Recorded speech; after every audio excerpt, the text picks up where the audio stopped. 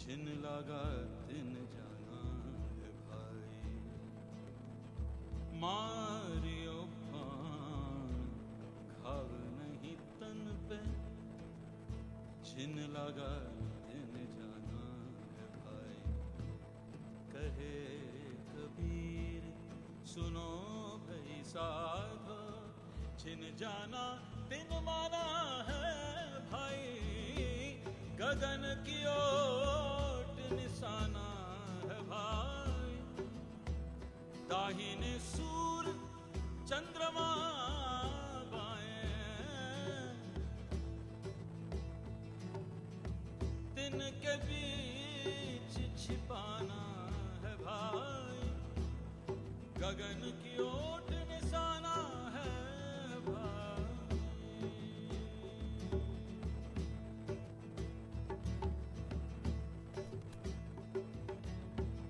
जरा कर जोर सीने पर के, तीर पुरसित निकले,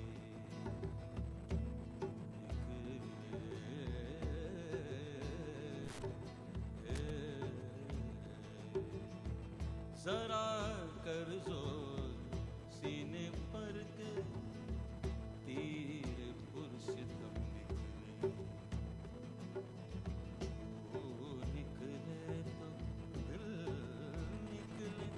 दिल निकले तो दम निकले, हजारों ख्वाहिशें ऐसी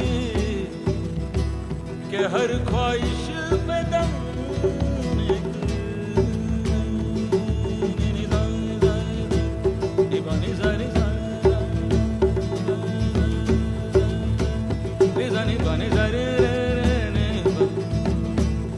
Bani zari ma zari zari zani zani bani ma bani zari ma bani zari zani ma bani re ma bani zari.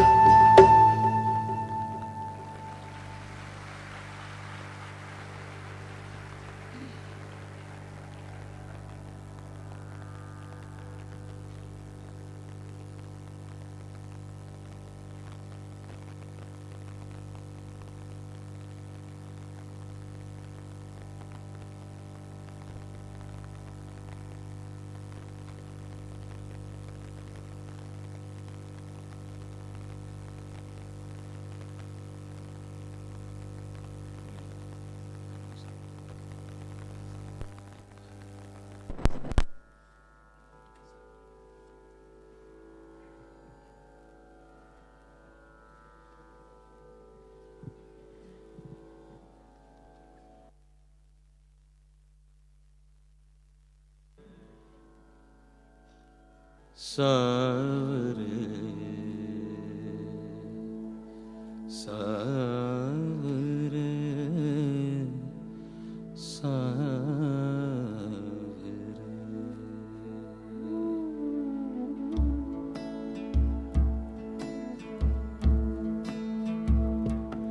आए हैं सावरे ओ मेरे गाँव रे, मिली एक छारे न जाओ सावरे।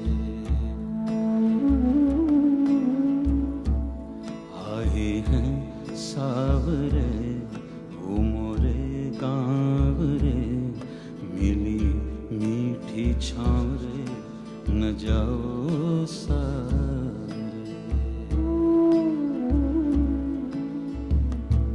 आसमान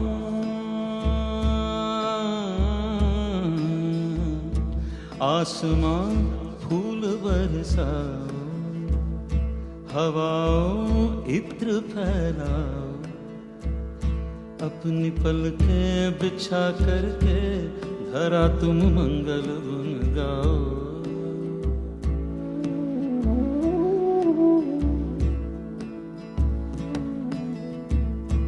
आसमां फूल बरसाओ, हवाओं इत्र फैलाओ, अपनी पलकें बिछा करके धरा तुम मंगल गुन गाओ।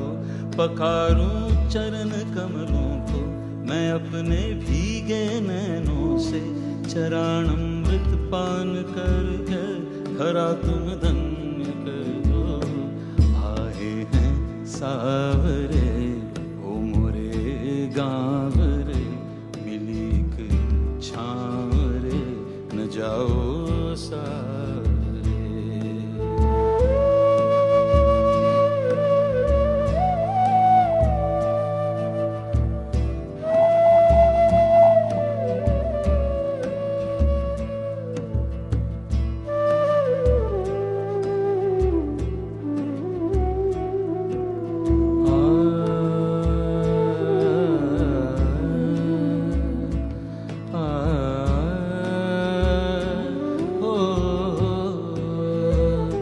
निशा तुम कोमल हस्तों से, निशा तुम कोमल हस्तों से, इन्हें काजल लगा देना। शशि इन भव्य बालों पे चंदन तिलक सजा देना। निशा तुम कोमल हस्तों से, इन्हें काजल लगा देना। शशि इन भव्य बालों में चंदन तिलक सजा देना।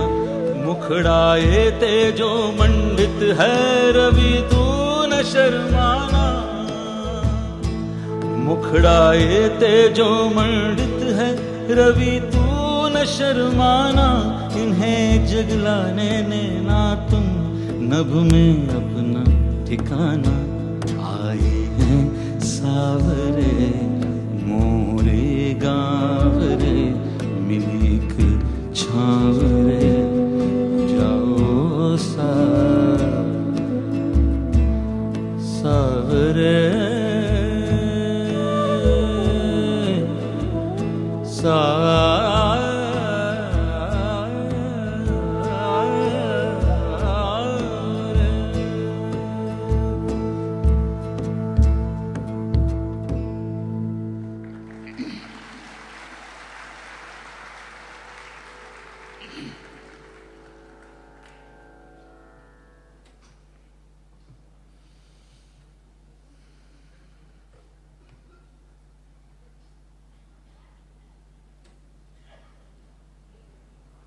Isha Foundation is a volunteer-run, non-profit organization established by Sadhguru 3 decades ago.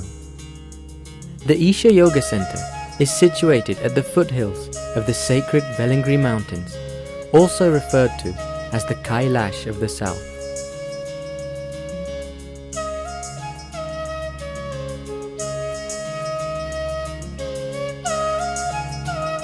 A yogi, spiritual master and humanitarian, Sadhguru works tirelessly towards the physical, mental and spiritual well-being of all. He has also established Isha Institute of Inner Sciences in Tennessee, USA, to offer the powerful yogic sciences to the West. The main feature of the Isha Yoga Center is the yogic temple, which houses the Dhyana Linga, the distilled essence of yogic science. Just sitting silently within the sphere of the Dhyana Linga is enough to make even those unaware of meditation reach deep states of meditativeness. Linga Bhairavi is an exuberant form of the divine feminine, fierce and compassionate at once, promoting health, prosperity and spiritual well-being. The Tirthakund is a sacred healing pool, energized by a consecrated Rasalinga made of solidified mercury, which prepares one's body to receive the energies of the Dhyana Linga. Also located at the Yoga Center is the Isha Rejuvenation Center, affording an array of programs which restore vibrancy and perfect balance to one's life energies. Isha Home School, set in the tranquil surroundings adjacent to the Isha Yoga Center, provides innovative, high-quality education in a home-like environment.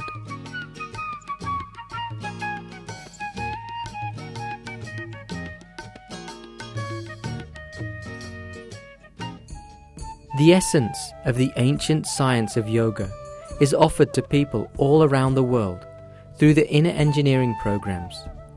Conducted globally in a variety of settings, it deeply touches and transforms people from all economic and social backgrounds. Driven by a sense of oneness, love, and a deep longing to reach out and share, various outreach projects have been launched. Action for Rural Rejuvenation is aimed towards uplifting rural communities, promoting health, well-being, and social bonding beyond caste, religion, and economic status.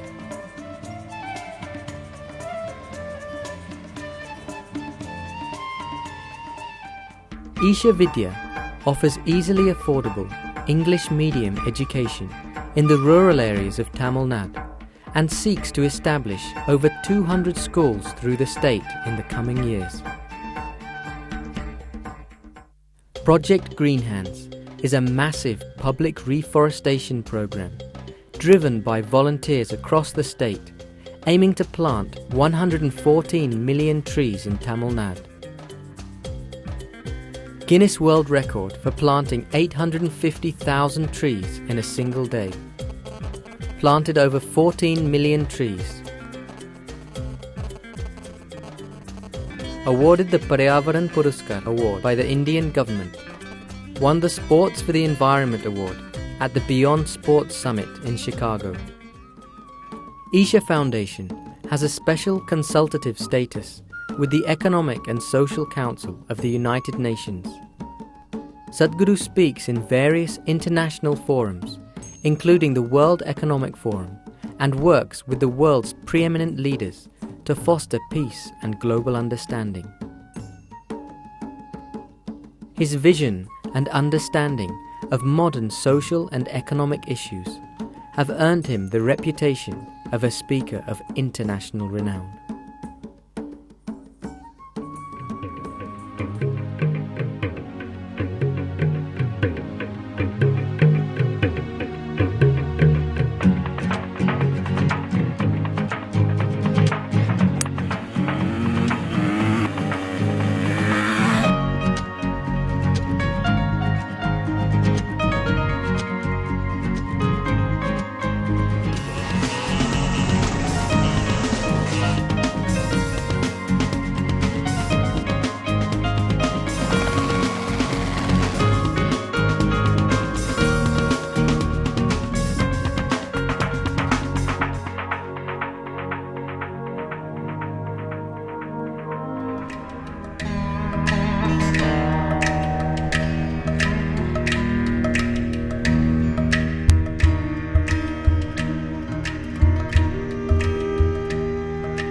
How do I describe Sadhguru, who once and still is my friend, that one being that is there beyond the friend, the being that is there beyond his eyes, beyond his clothes, beyond his ashram, beyond even all the love that people give him.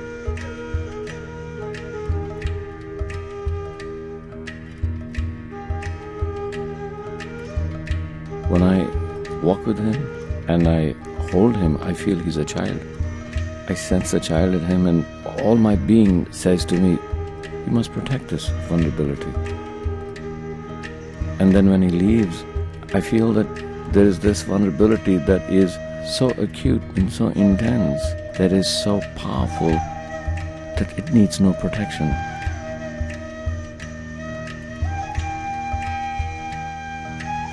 By bearing himself, by giving himself to everybody and everything in every act of creation around him, and merges with that which is eternal, And in that merging, there is no need for protection except in my mind.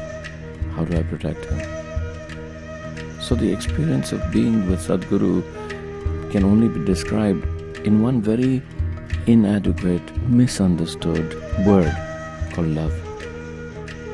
Love not in the form that we all look at it, but love as in complete surrender. Love as in complete compassion. Love as in compassion not for every other being, not for any time, but for every act of creation.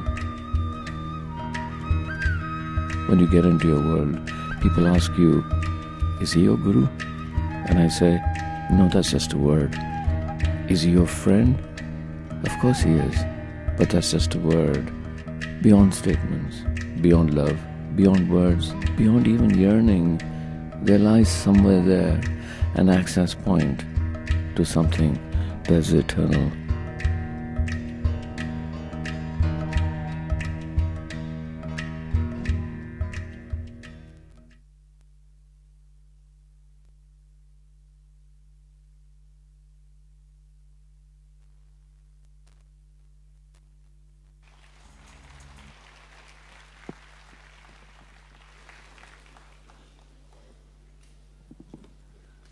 Good evening.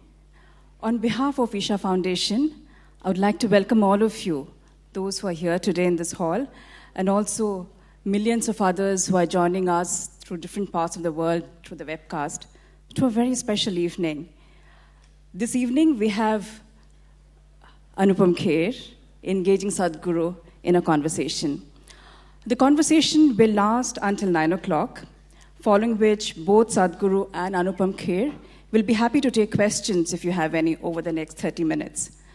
But to set the context for this conversation, we first have the launch of a very special book. It's called You, Sadhguru Jaggi Vasudev, A Spiritual Possibility. This book has been described as not just inspirational, but what is really possible with the human birth. It's a fascinating pictorial window into Sadhguru's life and work, and it has been beautifully woven together, very captivatingly woven together by Pallavi Gupta, the author. But before that, I would like to share with you what actually went into the making of this book.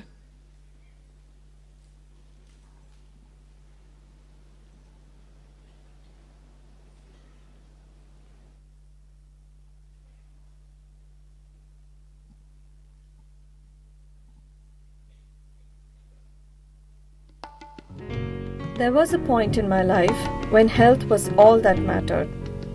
And it was the only reason why I entered an Isha yoga class 4 years ago. But even before the class could end, I knew I was onto something much more profound than the concerns of my health. Doing a program with Sadhguru made me connect with life in a way that I had never connected with life before. Sadhguru's answers will open up. For more information, log on to inconversations.com. I knew I was onto something much more profound than the concerns of my health. Doing a program with Sadhguru made me connect with life in a way that I had never connected with life before. More importantly, I had never met someone with such intensity.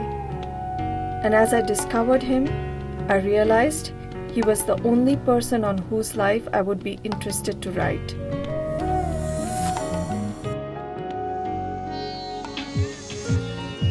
There was no thought of a picture book in mind when I approached Sadhguru to write his biography. He told me I was too late because it was already nearing completion. So I wondered what to do, and he leaned forward and said, "There are all these pictures lying in the archives. Why don't you try and do something with them?" So I went to the archives and saw these pictures, and it was very clear that there was a potential for a book just waiting to happen. Each picture there spoke 1,000 words of his journey.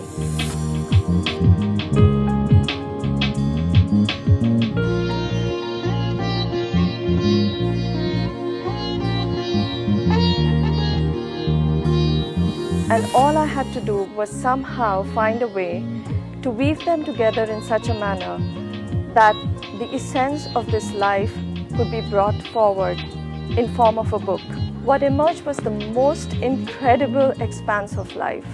There were pictures that reflected him in his organic form, raw, earthy, and there were pictures that reflected a sense of friendliness, compassion.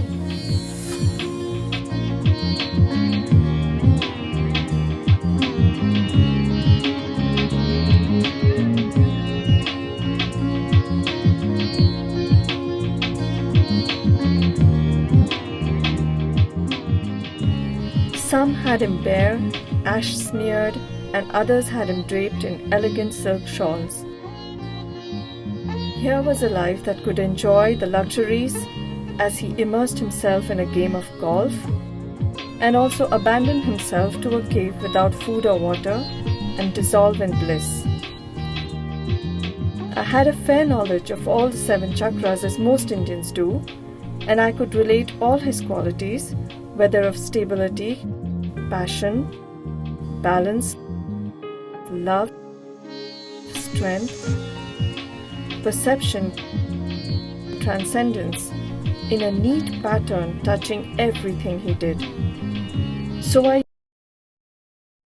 divide these pictures in their various facets, and as a result, a book formed quite effortlessly, with every page revealing itself as I went along.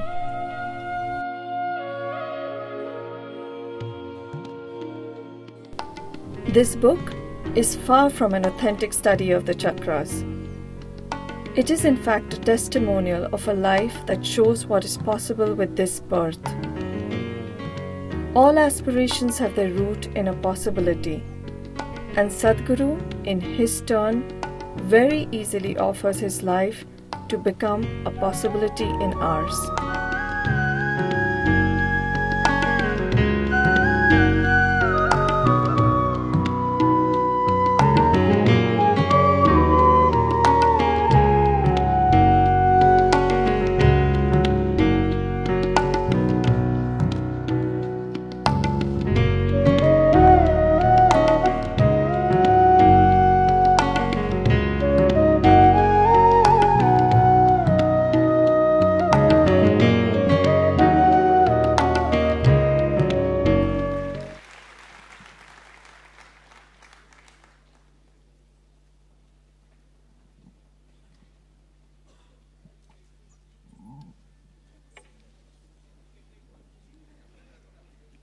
Good evening, everyone.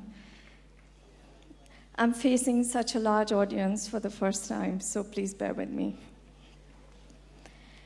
I met Sadhguru a few years ago, and my life changed so dramatically that it was challenging to keep up with all the changes. He was like this gust of wind that just spun me for 4 years, making me work very hard on my yoga, helping me access the depth of my being, and letting me notice how easy life becomes by one's own personal transformation. It was only 3 weeks ago, when I was surfing on the internet, that I fell upon the word Sadhguru blog at the corner of the Isha Foundation website. And I read these blogs one by one, each one of them, throughout the night. And I realized that there was so much life within his life. So intense was his living that all at once, more trees grow, more children have a better future, more unhealthy access health, more places become consecrated, and definitely more people practice yoga. And that's just on the surface. Sadhguru is not just inspirational. He is a living example of how effective the human birth can be. What he does with his hands, what he does with his ideas, It changes even destinies. Every single day, he leaves this planet in a much, much better way. And that too while looking so good. I have only made a very small attempt to present this living example to the reader through some astonishing pictures and some simple words. They say that the knowledge of what is possible is the beginning of happiness. Here in this book lies what is possible, a possibility, yours and that of our masters. We have chosen the theme of this book to start today's conversation with Sadhguru, and I really can't think of a better person to do this than Anupam Kher. This book is a product of the love of many people. This event is an outcome of the love of so many people. They will always have my gratitude. I bow to them. Thank you very much for being here, and enjoy the evening.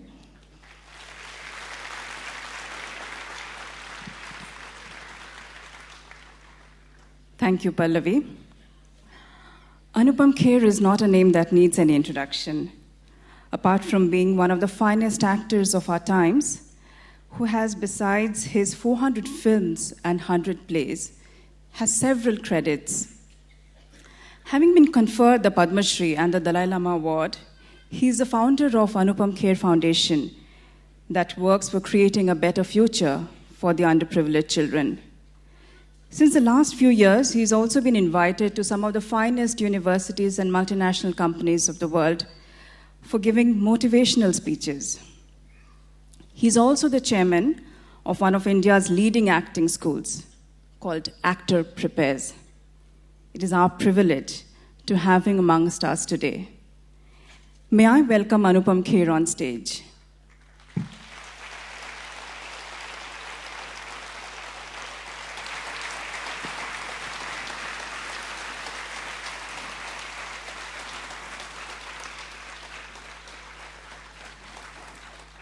I would also like to request Arun Mehta, the Managing Director of Vakils, who have printed and published this beautiful book. They're one of the oldest and most respected printers of India. May I also invite Arun Mehta to please come on the stage.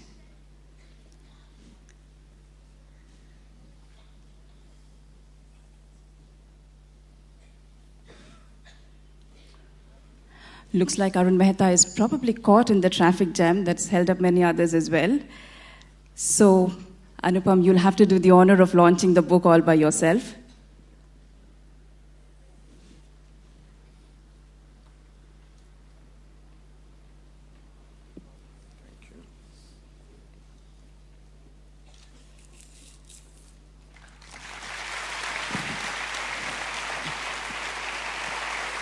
Come.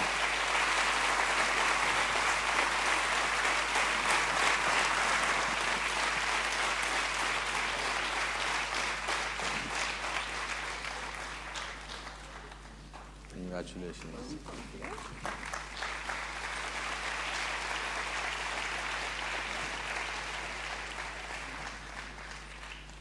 Thank you, Anupam ji. May I now invite Sadhguru onto the stage.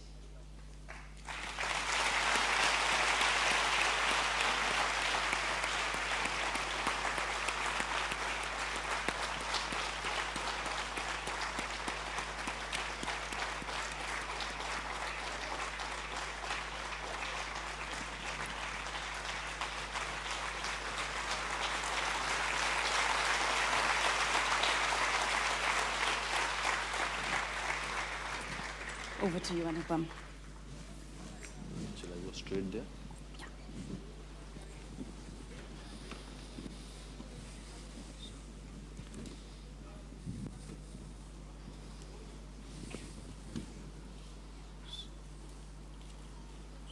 Betty.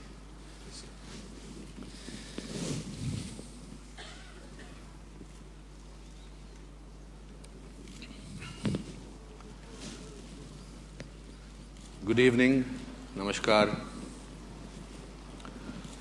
It's very rarely that an actor is called to have a conversation with a mystic guru. People find it, why an actor? Well, I'm a seeker of truth. I'm a seeker of the mysteries of life. Apart from that, Pallavi is a very dear friend. We know each other for a long time.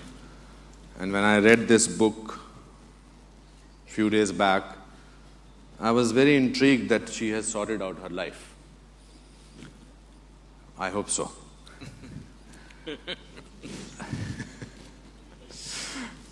Sadhguru has a very mischievous laughter to that she thinks that she has sorted her life. So before I go further, I would like to read a few lines from her preface, which sort of made me very intrigued about this. It's a 2-page, but I'm reading 3 paragraphs. Sadhguru once asked me if there was anyone who could manage me. Perhaps he asked me this to make me see that some of my tendencies were stubborn and self-harming, in spite of such a glorious exposure to the spiritual dimension of life. I clearly remember wanting to keep quiet, but suddenly in the silence that built inside me, following this question came a realization in the form of an answer, and instead I found myself saying one word, you. For it was he who had managed me in a way that I could think clearly and live without fear. It was he who had managed to make me laugh at myself and make me cry at the stillness of a sky. It was he who had me experience patches of bliss spread into pastures, but most importantly, it was he who had made me go beyond myself through yoga and helped me find in my broken body a tremendous spiritual opportunity. I was driven to write this book as a pictorial testimony to Sadhguru's spiritual possibility in our lives. I have often stopped to question myself if I could even come close to expressing the potential of his extraordinary life in printed pages. But considering the human condition on this planet, I had little choice but to try. After all, if there is one thing that lends complete sense to living, it is a spiritual experience. It is what makes a human seek the truth of life. May these pages lead you to a step closer to it. This is what Pallavi feels. For our overseas people who are watching this on web, this is me, Anupam Kher, in conversation with Sadhguru. I haven't spoken yet. You haven't spoken. And I'm also delaying it because my wife is stuck in the traffic. I have to go back to home with her. And she says, if you start without me, don't come back home. So, and I'm looking for the paper that I had written my questions on. And some money will come out. Okay. You see, I must clarify beforehand that my questions do not need to necessarily make me out to be an intelligent man. I don't want to be intelligent or to be taken so seriously that that's Sadhguru's responsibility to answer them. My questions will have the curiosity of a child who wants to sort of know, maybe I'm representing all of you. My questions will have sometimes the stupidity of and naivety of a person who is asking a question which may not be of the caliber that the Sadhguru is used to, but I don't mind making a fool of myself as long as I get some answers. You're in a very advantageous position. That is because there can be nothing wrong with a question. Only answers are a problem. Okay.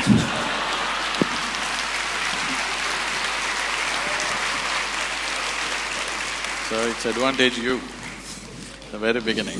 Great. Let's start with my first question, which is I'm very curious. why do mystical spiritual gurus have to grow a beard?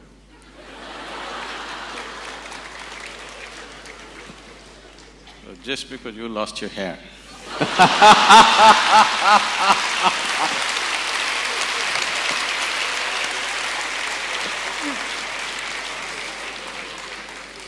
Now, my wife read your book. I didn't answer that. No, my wife read your book and she said, what an attractive man. How do you deal with female adulation? That's why I covered myself. No. I'm curious to know.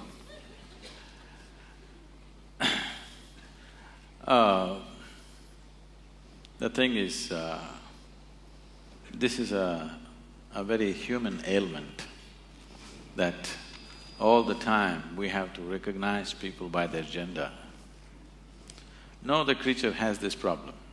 All other creatures on the planet, when their hormones rise, they know who is female, who is male. Otherwise, they're just there. Human beings have got this ailment. 24 hours, 365 days, they can't think of anything other than body parts. So I don't see any females or males, I just see wonderful people, so I have no issues. Okay.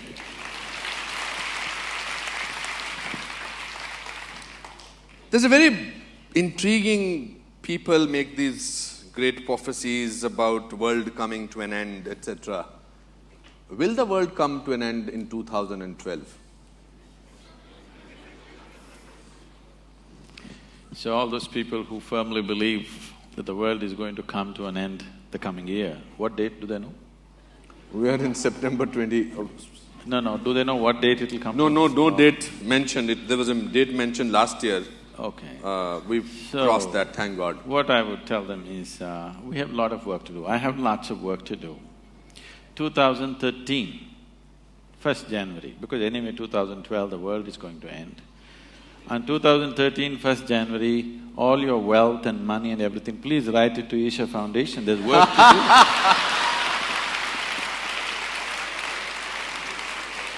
do. The world is anyway going to end, what are you going to do with your money? So for them this is just an entertainment. They don't believe enough to give away everything and get ready. They just want to play with it. All vain minds are always looking at prophecies. They're looking at predictions because they don't have a plan for their life. Those who are incapable of making plans always fall back on predictions and prophecies. Yeah, but I'll just request to give me 2% of that money that goes to your foundation. Why have you named your foundation Isha Foundation? I have no idea. The name, you mean? The name Isha Foundation. The word Isha literally means that which is in charge, or that which is the source of creation, or unmanifest or formless divinity is referred to as Isha. If you give it a form, it becomes Ishwar. So, the yogic system is not looking at form. We are not against forms. We can use forms as a part of our growth. But essentially, the existence, the whole existence, if you look at it, not a single piece of creation, not a single atom in the existence can happen without the hand of the Creator in it. So, the forms are there. Every form can be seen as divine, but essentially it is formless. So to attain to that, the yoga is the method to attain to that. So right now as you sit here, this very body was created from within, so the source of creation is very much within you. So to attain to that state is the fundamental goal. So it is Isha Yoga and Isha Foundation. Okay. Do you pray? Till now I haven't. I have not had the need to pray. Do you believe that there is a God? Let's come to this. Before we handle God, let's handle belief first. Why do you believe something? One believes something because they are not sincere enough to admit that they do not know. There are only two ways to be. Either you know something or you do not know something. But whatever you do not know, when you bullshit yourself, it's called as belief. Instead of simply admitting, I do not know, you want to believe something. Somebody believes there is God, somebody believes there is no God. Both are in the same boat. They think they are different, but both of them are not straight enough to admit that they do not know. What is the problem in seeing what I do not know as I do not know? They have a problem because they do not understand the immensity of I do not know. I do not know is a tremendous possibility. Only if you see I do not know, the possibility of knowing arises within you. If you see I do not know, the longing to know will come. If the longing comes, seeking will come. If seeking comes, the possibility is alive in your life. Everything that you do not know, if you believe, you're destroying the very possibility of knowing. So coming to God, there are various kinds of beliefs across the world.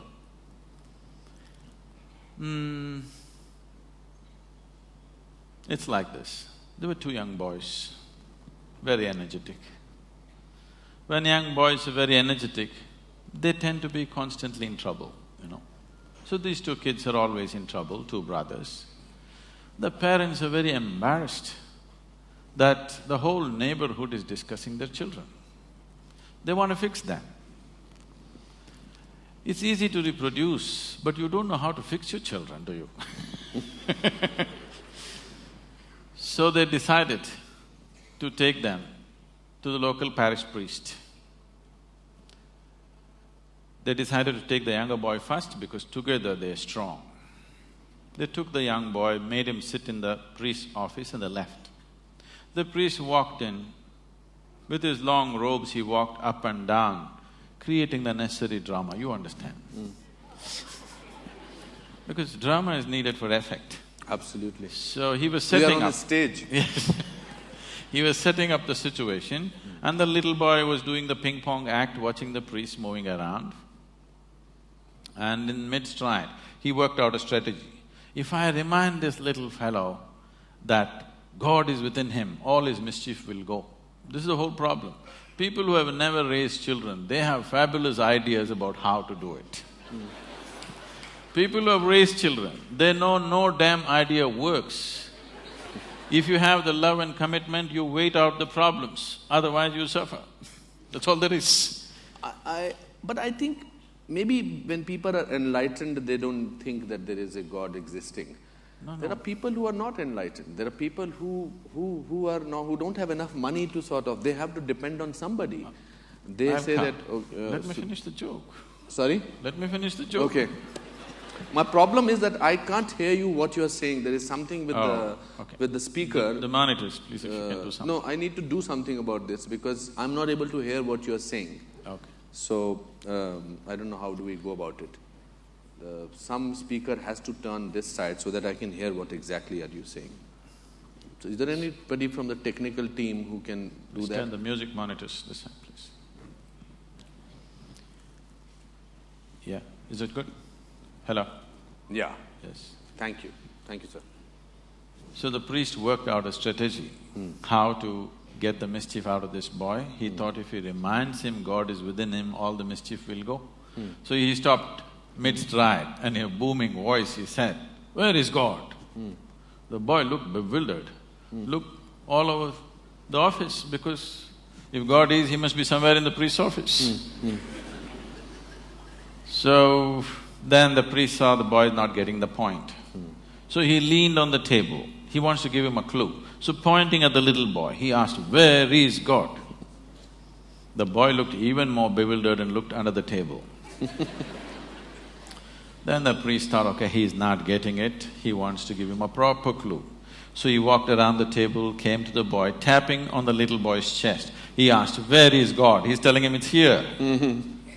The boy just got up and bolted out of the room, ran to the place where his elder brother was, and he said, "We are in real trouble." The brother asked, "Why, what happened?" He said, "They lost their God and they think we did it."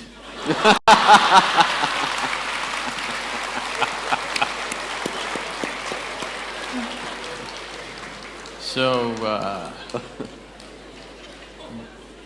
there are belief systems and belief systems and belief systems. But at the same time, the idea of God is universal. Why this has come is, see, the moment you're born, you look around, there is so much creation. You need an explanation. So you look at your mother thinking she could have done it. Well, she delivered you, but she can't do the planet, you know. You look at your father, he doesn't look like that. You look at many other adults, they don't look like that. So you need an answer. You ask somebody who's little larger than you. Instantly they say, there is somebody up there who is doing all this. But see, we are sitting in a round planet, aren't we? Are we? We're sitting in a round planet, not even in the North Pole, at a certain latitude, and the planet is spinning. If you look up, you obviously look up in the wrong direction. Every time you thought Upar Wala and looked up, you're completely looking in the wrong direction. I don't know how many prayers went waste like this. But at the same time, there is creation. There is something which is the source of creation. Because we are not able to nail it as to what it is, because we are human, we give it a human form. If we were buffaloes, I'm sure we would have thought it's a big buffalo, for sure. Because we are human, we think it's a big man or a big woman or whatever. So, it is perfectly all right for people to create a god. This is the thing about this culture. Here we have 33 million gods and goddesses. Because this is the only culture which understood God is our making. There's something called as Ishta Devata. You can create your own god today. If you can look at all the existing gods, if you don't like them, you can make your own god. A tree in your garden, a rock in your garden, your mother, your wife, anybody you want, or whatever you want. You like this vessel, you can make this your god. Nobody thinks anything weird about it in this country because we understand this is our making. After all, in every piece of creation, the hand of the Creator is there. Whatever you can relate to, you use that, it's perfectly fine. Yeah, that's why we worship stones. We want No, we don't worship stones. We worship the source of creation in the stone, which is a piece of creation. We also want to have the… I don't want to argue on this. So, do you think all our epics, Mahabharata, Ramayana, Shankar, Ram, Sita, they are fake? No, they have a historicity. Okay. There are buildings to prove that they were there. It's still in dispute. The dispute is on means they were definitely there, isn't it? Okay. Kiranji, namaskar.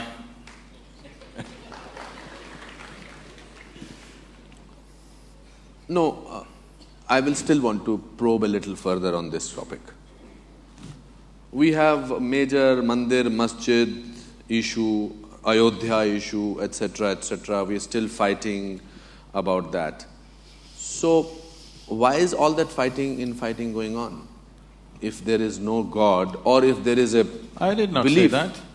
No, you said there is a belief, people needed somebody as a belief of God. All the fight in the world is not between good and evil as people project it to be. All the fight in the world is between one man's belief versus another man's belief. If you saw, I really do not know, you wouldn't fight with anybody. Because you believe one thing and somebody believes something else, you're invariably going to fight today or tomorrow. It's just a question if you can manage them for some time. Someday it'll spill out on the street. So, it is time. See, there was a time when people worked with the instrument of belief, when the human intellect was in a certain way. Today it is time, there is substantial intellect on the planet. Today it is time that we establish a certain level of seeking in a human being rather than just pumping him up with belief. Why do people believe you? Who said they believe me? This is a huge full house. No, they're looking… Everybody is they're clapping. Sitting there evaluating every word that I say. I don't think they believe whatever I say. To me, they look smart enough to understand and evaluate. I have performed in this auditorium. It's never been so full. So there has to be some in their belief in you which makes them look up at you. Why do they trust you? Why do they believe in you so much? Now let's take off the word belief. Yes, they trust me. Okay, I mean, my word may be different, but I think it is belief. Do you think it is belief also?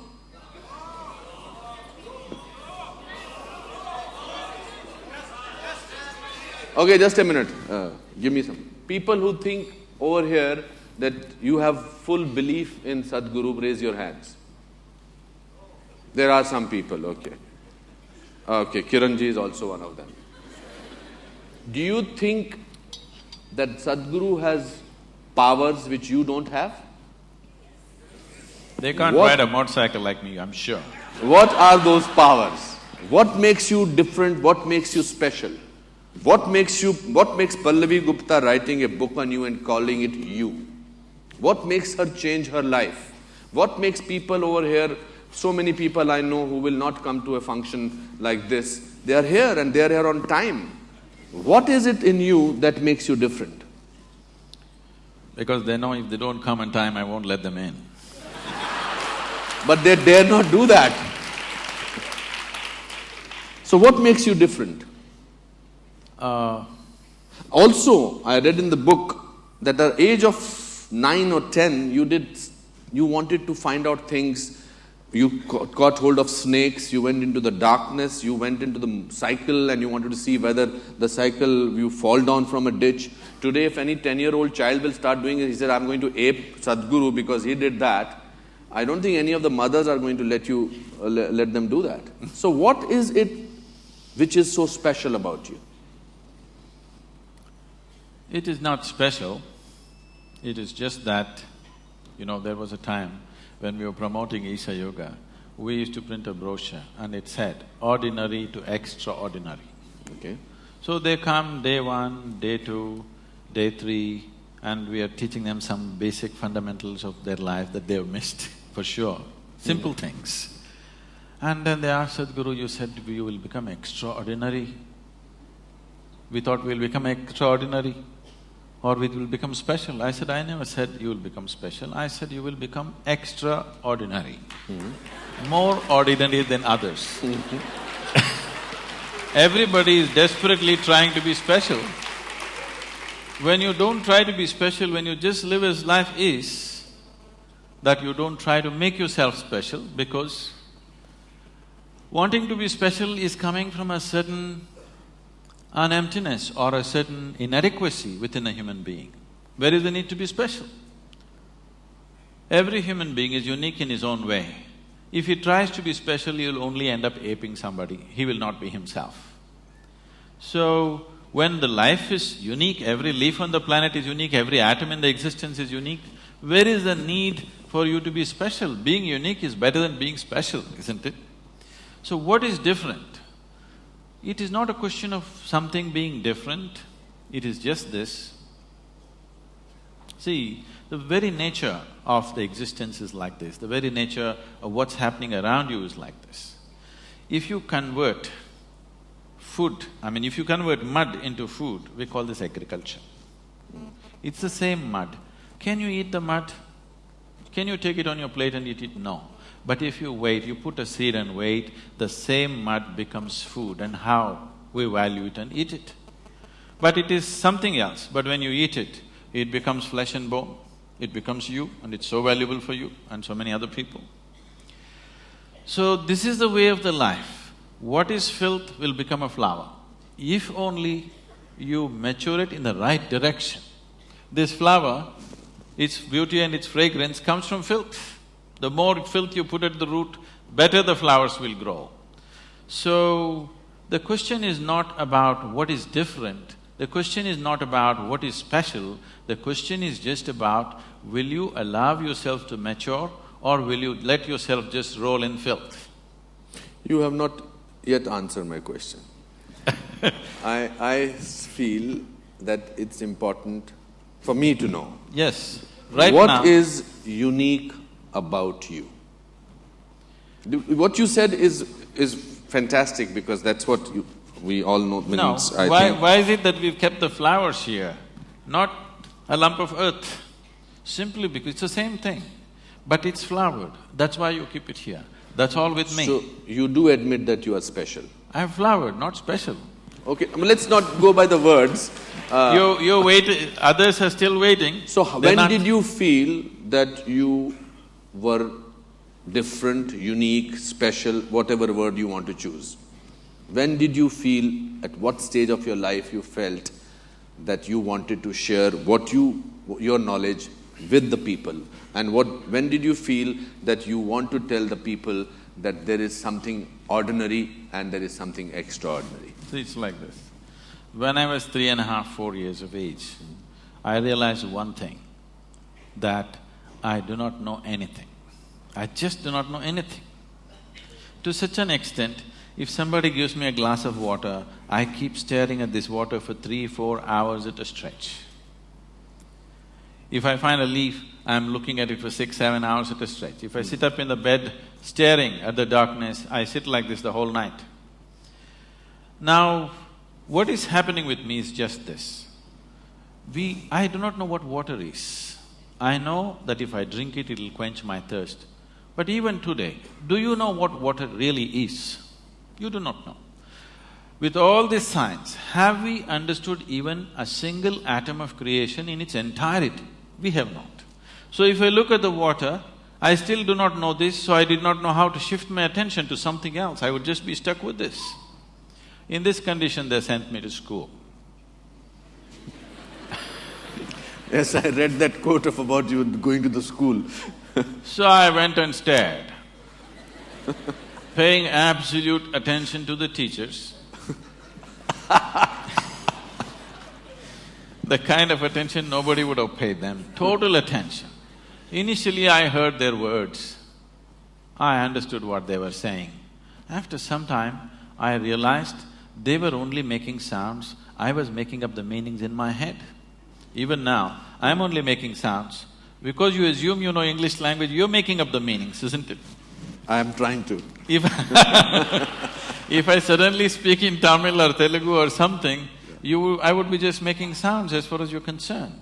So once I realized that they're only making sounds, I'm making up the meanings, I stopped making meanings. I just looked at them. Suddenly the whole thing became so amusing, somebody going on making noises. So a big smile spread on my face.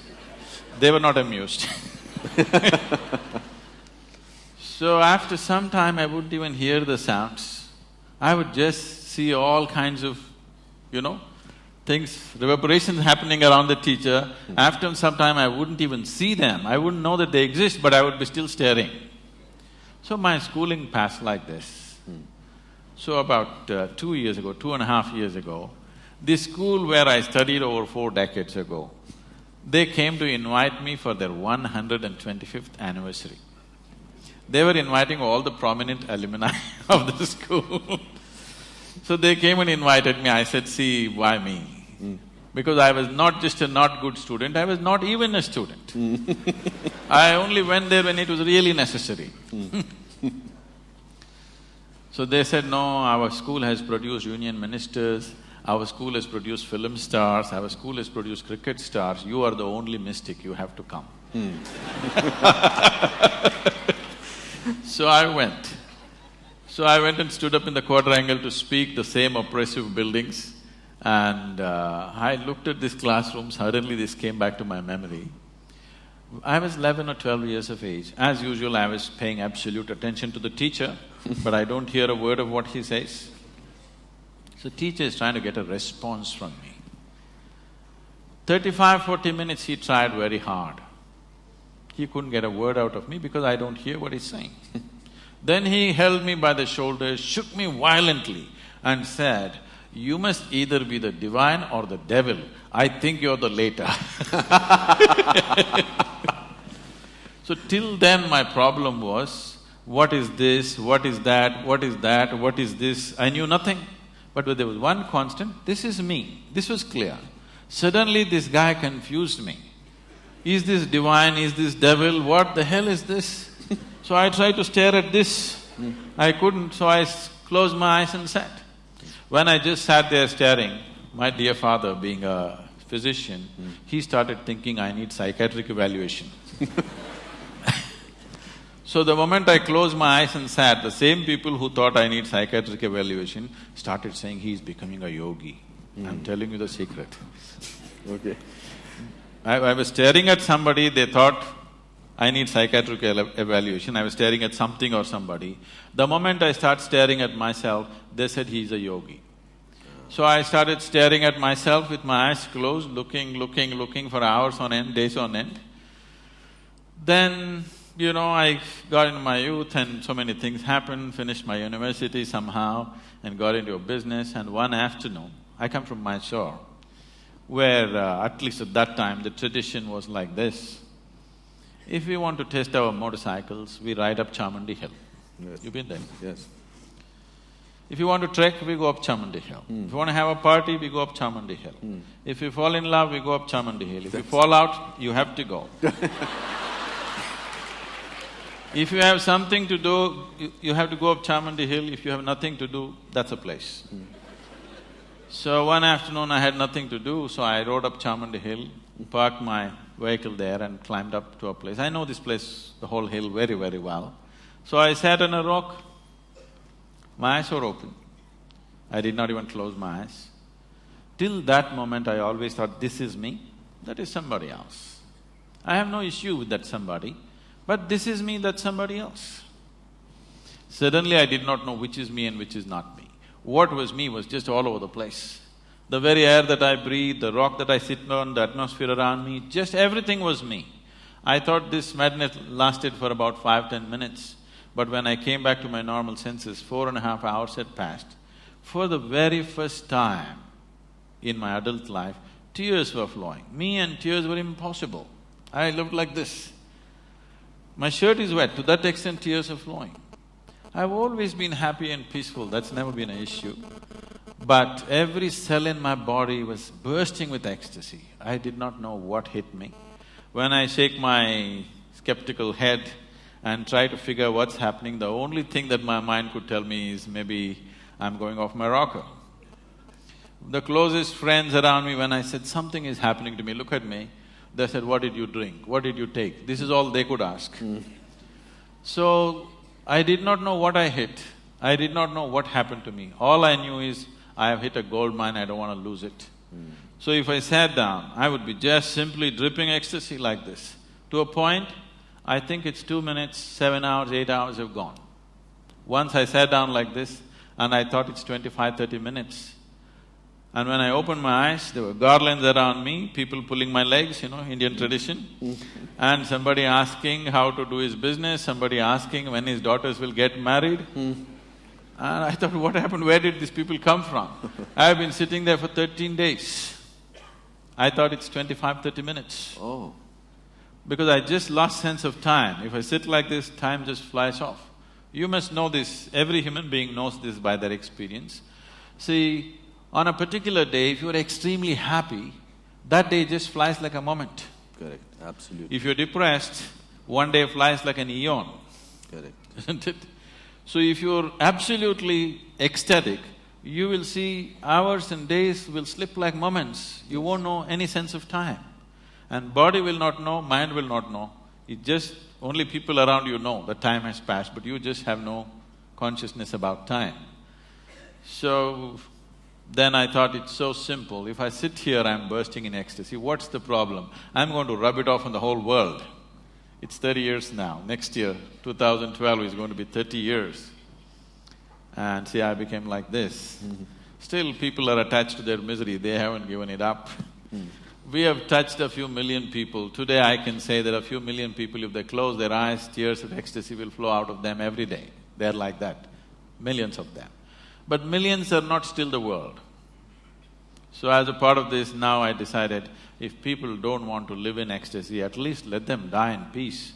So we brought in another level of spiritual process, very simple, that everybody can do, 1 drop spirituality for everybody.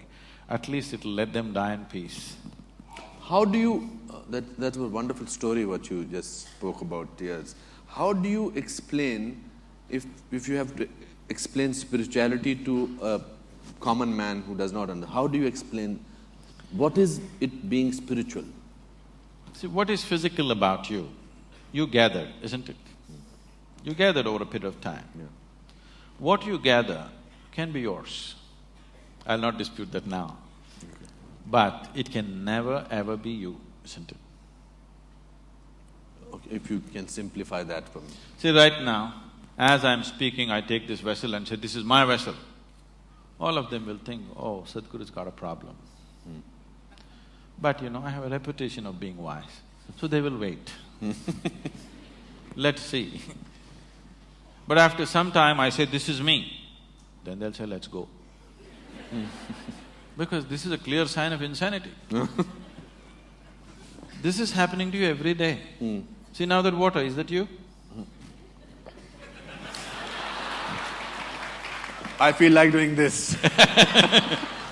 That water, it's not you, but you drink it and it becomes you, isn't it? So what is not you is becoming you. What is not you cannot become you. You believe it's become you. Okay. How many… Sorry, you were about to say something. Now what you gather, you can claim it's mine. But if you say it's me, it amounts to madness, isn't it? If I say this vessel is me, it amounts to madness. This vessel also was dug out of this planet, this also was dug out of this planet, isn't it? But you saying this is me, is it any better than me saying this is me? It's not any better. It's just that because we are in a democracy, the majority is with you, so you win. Correct, absolutely. So, why are people unhappy? Why are people unhappy? People are unhappy because they have not taken charge of the fundamental instruments of life that's given to them. It's like this.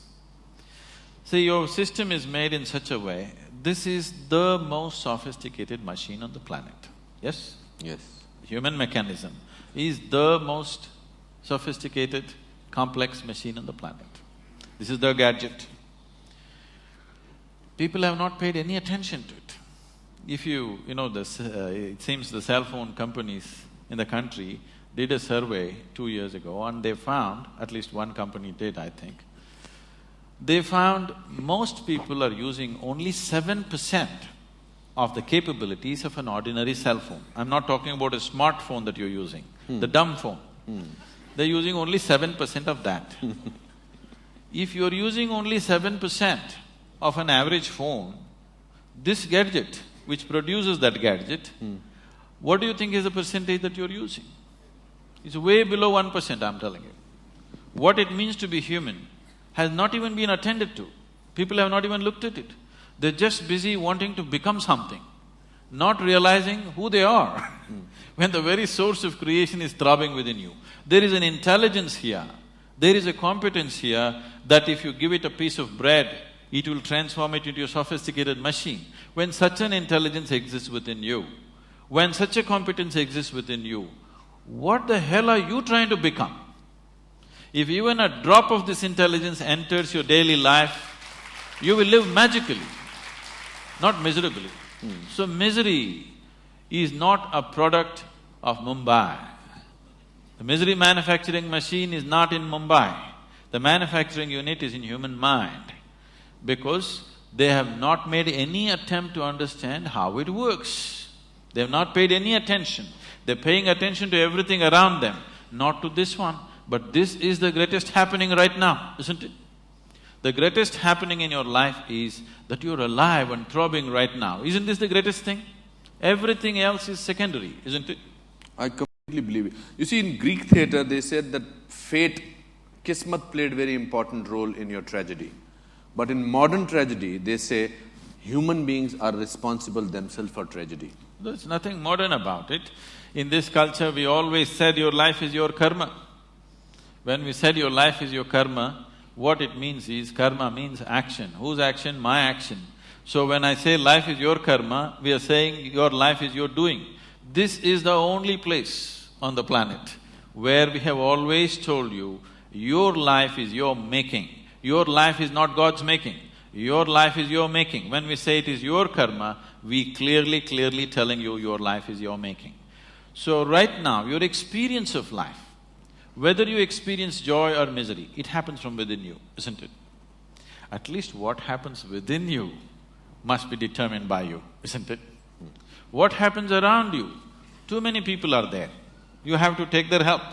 But what happens within you must be determined by you.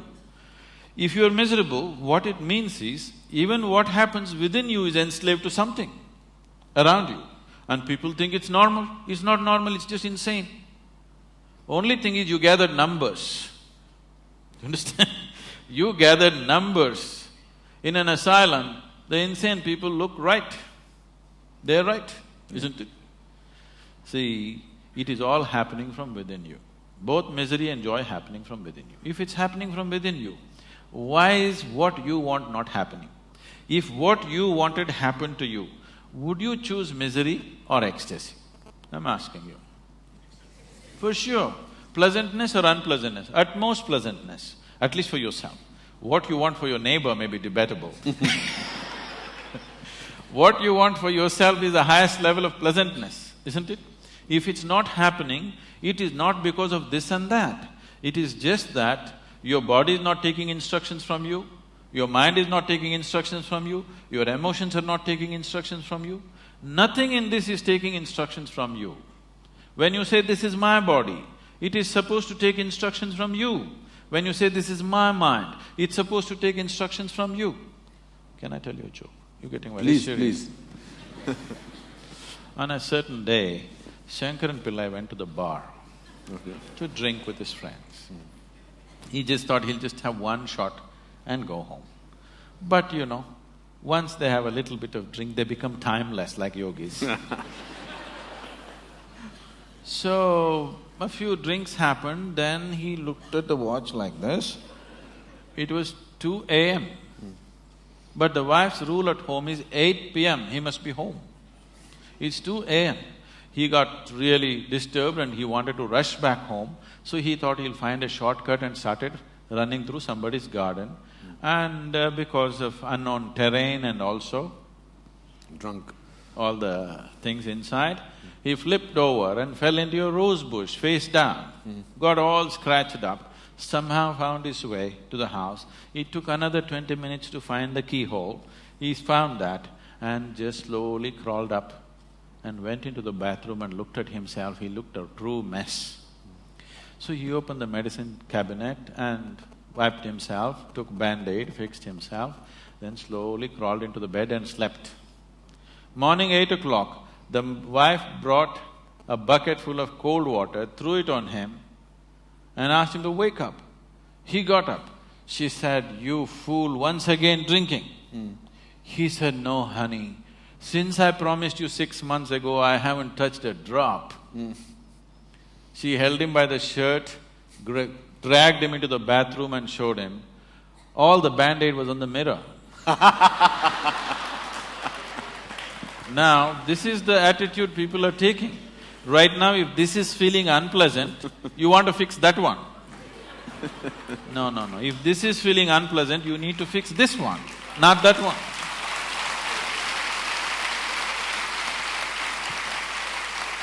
There is a beautiful shairi on this, what you narrated just now. I must share it with me.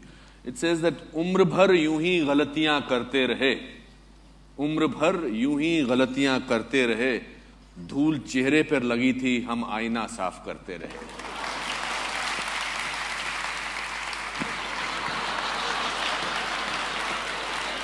Thank God he admitted some things he does not understand.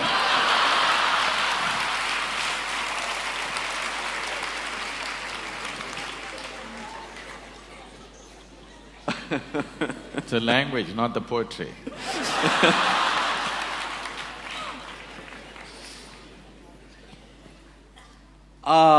I feel very proud to be an Indian, and I'm sure a lot of people feel. But corruption bothers me, and I'm sure you also spoke about it. How do you think spirituality can help get rid of corruption to some extent?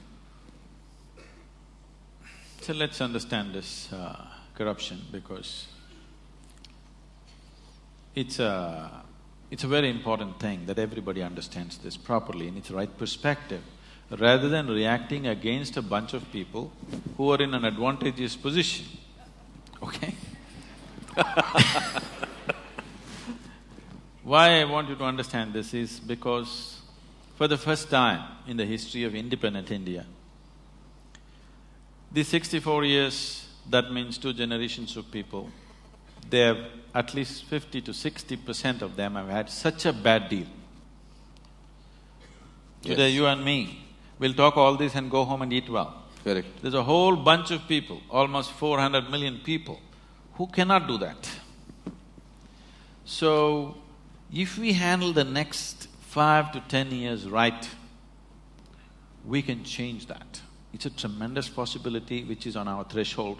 There's an economic possibility sitting on the threshold. If we conduct this right, we can change their lives. Those people who have not eaten properly, those children who are malnourished, which have the highest level of malnourishment, those who are not educated, those who don't have opportunities, those who are in that horrible social and economic pit, their lives can change in the next 5 to 10 years if we conduct our act right. Every Indian should understand this. It is not just about economy means stock market. It is about hungry people who will have food on their plate. Economy does not mean stock market, economy does not mean foreign cars coming into India, economy does not mean you wear better clothes or this and that. Improving economy means there will be no hungry children in the country, which is something all of us should do something about. And that possibility is being jeopardized.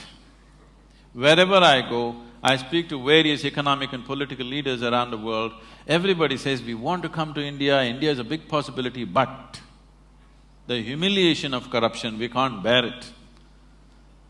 Because it's not just about money, they're willing to pay a percentage and get the work done, but the humiliation that they put through on a daily basis, which we have gotten used to, they're not willing to go through that. They said, it doesn't matter if we don't do business, but we don't want to come there and go through all that rubbish.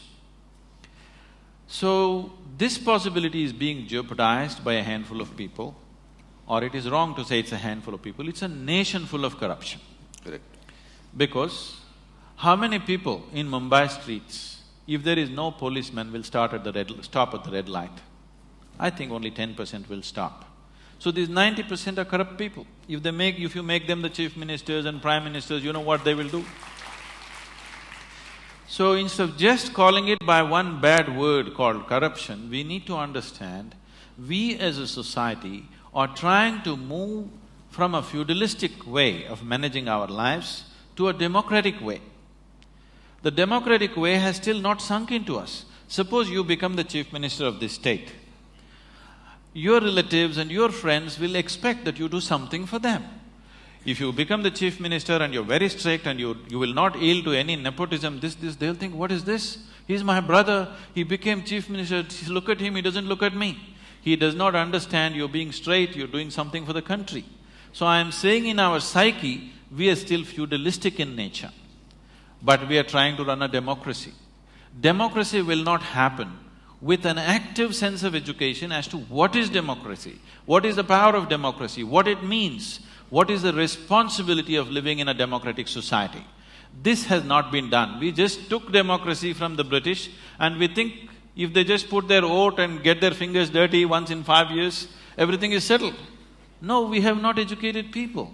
We are still a feudalistic society acting to be democratic. So, many people, the corrupt people, the very, very corrupt people in the country, I have met them, they're bewildered. Why are people upset? I'm only doing for my family. This is just a little bit of misunderstanding about Einstein's theory of relativity. You know, Einstein said everything is relative. They misunderstood relatives are everything.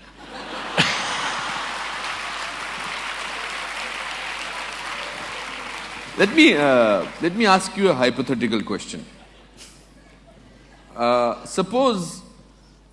Hypothetical question, I must announce that before that. Suppose you were made the Prime Minister of this country for 1 month, how will you change things? See, there are enough instruments in the democratic process. Making me or anybody a Prime Minister for 1 month is a cruel thing. Okay, for 5 years. Yes. So you admit that 1 month is not sufficient. No, because 1 month understand. is a very cruel joke. It doesn't matter who comes to power for 1 month, he can't do anything in a nation as diverse as India. To get this nation moving, you need to understand this. You cannot move this nation with policy, with rules.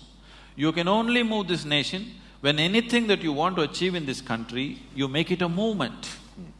If you do not make it a movement, if people do not emotionally connect to that, no rules, no policy is going to work in this country.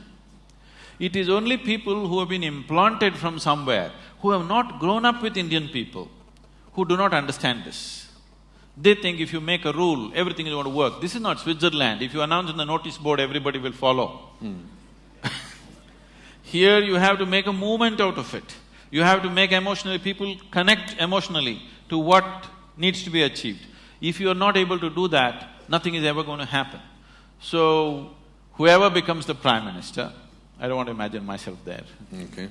What do you think should be done? It can be very easily done. There are examples of states which are going leaps and bounds ahead. If you saw Bihar just 10 years ago, it was just… I've driven through Bihar just wanting to see what Bihar is. It just looked like Afghanistan, large parts of it. Correct. Today things are happening. Absolutely. Wonderful things are happening. Just one man.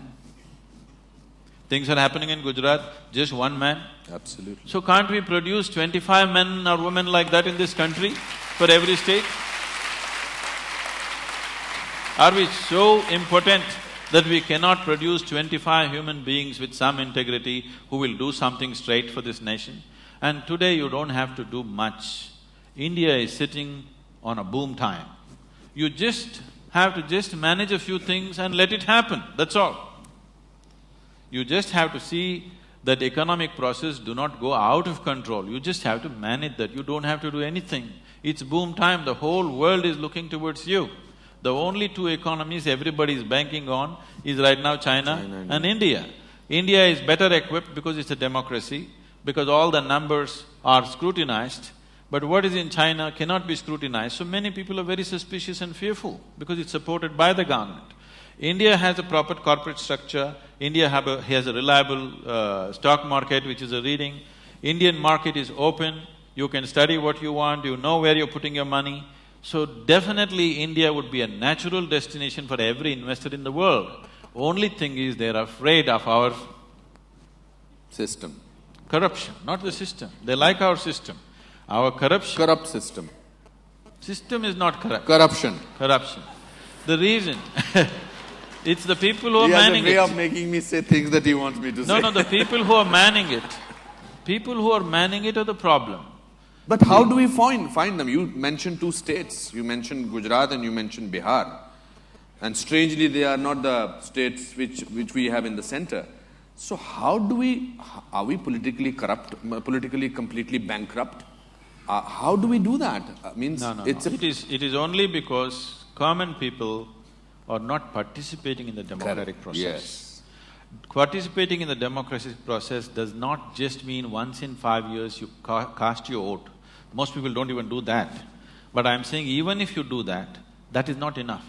Democracy is an active sport, it's not a spectator sport. You can't sit back and say, let somebody do democracy. Democracy means you are the boss, you can't sleep on it. You have to be active to everything around you. If you do not bring that consciousness in people, that awareness and activism in people, it'll not work. At the same time, for everything you protest, for everything you call a bandh, for everything, it's our culture. People have understood the technology of how to stop the nation, bandh, hartal. But how to run the nation, it's a different technology. If you want to become a neta tomorrow, you don't have to create anything, do you understand? All you have to do is, I'm sure you have enough fans in Mumbai, take 1,000 people and block the sea link. It's a new road. That's it. Just block it, you will become a neta. You don't have to build the ceiling to become a neta. If you build, you will be in lots of trouble. If you block it, you are there. I personally feel that I think we are to be blamed for getting the kind of leaders that we get. So, you have millions of followers. or whatever you want to call them. I will suddenly say that they are not my followers. You have millions of friends here. Okay? You're treating You me have like millions trouble. of people who like you. Okay. Let's take a promise from them that in the coming elections, all of them will vote. It is not that they have to make a promise, they already are doing it. Nobody misses it. I myself go stand in the line and vote always. No, I'm not going to make it so easy for all of you.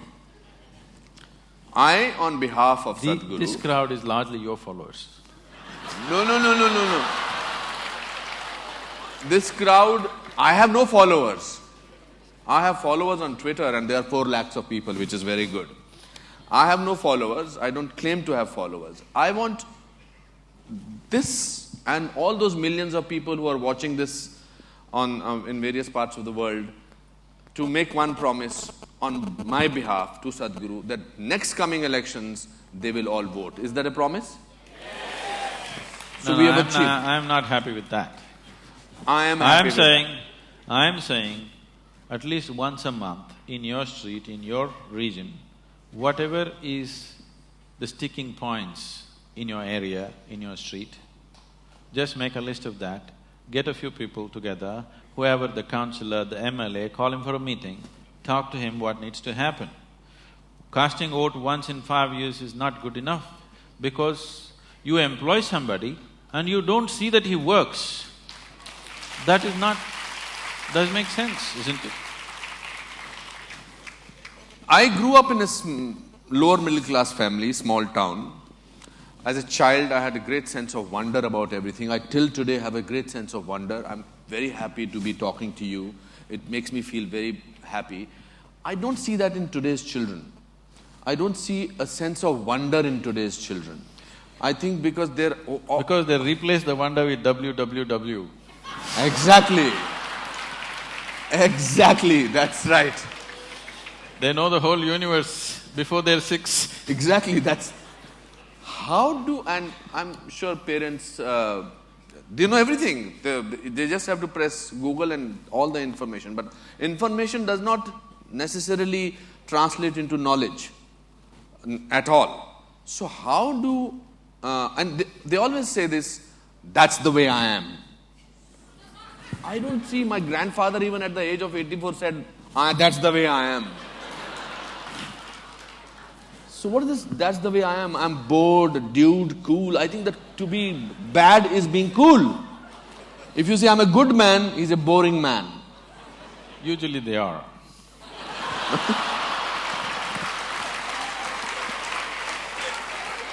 People who claim that they're good people, usually they are boring. Yeah, they are, for the world, for the marketing part of it. That's why you have… if somebody says that this is… the breaking news after every 15 minutes for millions of channels is never about good things. It's only about disaster, rape, swindling of money. We are marketing fear. We are becoming people who are constantly made to feel, suddenly in India also, that we are living in a world which is not very, very peaceful, which is a dangerous world. We are becoming, pardon my saying, like America, where we don't look at somebody for a little longer. I was in America 2 years back. I was looking at somebody thinking whether should I ask him my hotel, because in my hotel there was a mall. So I went into the mall, and when I came out, I could not see my hotel because I must have got out from somewhere else. So I was looking at somebody to ask him whether should I ask him where my hotel is.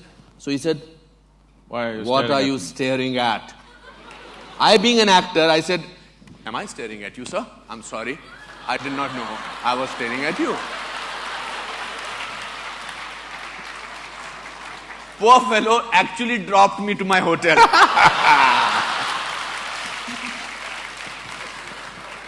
What my point is, how does one in today's time, in these times, retain a certain amount of innocence, a certain amount of sense of wonder? How does one do that? Especially this is for parents whose children do not have that, unfortunately. See, now there are two things you said, wonder and innocence. Wonder does not necessarily come from innocence. Okay. See, for example, Science, modern science, has done phenomenal amount of exploration. They've gone to places, they've gone into things that we would have never thought possible, all kinds of things. When you were a child, you definitely looked up at the sky, isn't it? Absolutely. Did you ever count the stars? I used to do that in Simla, there was nothing to do. How far did you go? Oh, no, nothing. I could not go beyond 100 or 200. So I meticulously sat down on the terrace, counting, trying to make, segments of the sky and trying to count. I've gone up to 1700, and then you get mixed up. What was there is not there, what was not there has come, it gets all mixed up. But today, that itself was wonder. 1700 just blew my mind. Today scientists are telling you there are over 100 billion galaxies, not stars, 100 billion galaxies. So as you explore, as you know, the wonder will increase because you realize the nature of the existence, then wonder will just explode. Scientists are so freaked now, they don't know where to go, which direction to go, because wherever they look, it is looking deeper and deeper than ever it was. Something as simple, just on your facial skin right now, there are 18 billion organisms. Do you know this? Don't imagine them, they're actually there. But you can't see them, that's good. I'm saying as we look closer at life, it's just exploding into wonder. So wonder is gone not because of lack of innocence or because of innocence, because what we call as knowledge, stupid conclusions about life. Today people are carrying their attention deficiency like a qualification. See, existence will yield to you only if you pay attention to something. Anything in this existence will yield to you only if you pay substantial attention to it. But now people have become like this. They can't look at anything, everything is check. Now in this condition, there will be no wonder, only conclusions in your head. There is no perception, there is only, monologues going on in your head. There is no perception. If there is perception, all noise in your head will just stop. If you're looking at something absolutely beautiful and engaging, everything stops. Why people are enjoying your cinema is just this, you switch off the lights, they focus on the thing for those whatever few minutes or 90 minutes or whatever, their usual monologues are gone, something else is happening. They don't know what's the next scene or whatever which keeps them on. But the important thing is their attention is engaged continuously, which makes them feel something has happened to them today, going to the cinema hall. If you just keep the lights on, you will see cinema will not be effective. Or if somebody is talking to them, it'll not be effective. They just sit there like this. It is the attention which is making the difference. It is not what's playing on the screen. It is what is playing on the screen is instrumental in grabbing the attention. But it is the attention, continuous attention, which is making the experience of being there. So, this is a rudimentary form of meditation. It's called dharana. It's mentioned in the 7 different forms. So how does one in today's time retain that attention span? One simple thing is, if I say yoga, that will be a bad thing because it's like I'm promoting it. No. Everybody must do something about themselves. Every child, every school should bring this dimension that a child is required to pay attention to something continuously. It could be music, it could be dance. See, you cannot do music or dance unless you pay attention to it, You'll make a fool of yourself if you do not pay enough attention. But you can pass an examination without attention. Yeah. Understand? That's right. Above all, if you I've seen this simple thing. Children came to us, we have a Isha home school, which is done in a very different way. I one day went to the assembly, all these 6.5-year-old kids, they're all like this. I said, why are the kids like broken tops? Why are they shaking around like this? Then I just brought this thing, simply every day in the morning, Sari Gama Pada Nisa, 15 minutes, everybody must do. You go there after 2 months, they're all sitting like this. That's all it takes. if you just make them walk in the forest in the night, one night, okay? In the darkness, you just make them walk, you will see they will become like this. Their ability to pay attention will become like that. Their sense of wonder will explode. You just take them into the jungle, make them walk for a night without torches, without cell phones, without anything, in a protected atmosphere, you will see within one night, there'll be a tremendous transformation in the sense of wonder in the child's life. But we are making them physically incapable of these things. Sitting just in front of the computer, they're becoming physically incapable. When physically it hurts, they will protest, they'll not do anything. So it's something that parents must take care of. Bringing up your child does not mean just sending him to school and getting marks and grades and nonsense. Your child in body and mind should grow up to full capabilities. That is when it will manifest in his life as success. Just marks will not manifest as success. For that, parents also have to be… Of course. Peaceful and restful. Do you get angry?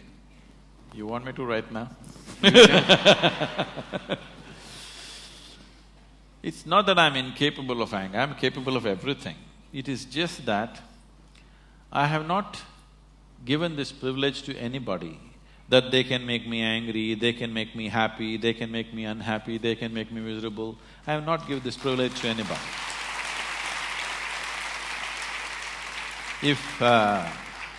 If somebody need to be shouted at, boom, I'll go. So what makes you angry? It doesn't make me angry. If they need a shouting, I'll give it to them. See, there are different kinds of people in the world. There is somebody here, if I just look at them, they'll understand why they're being looked at. There's somebody else here, if you look at them, they'll just stare back at you. If you tell them gently, they will understand.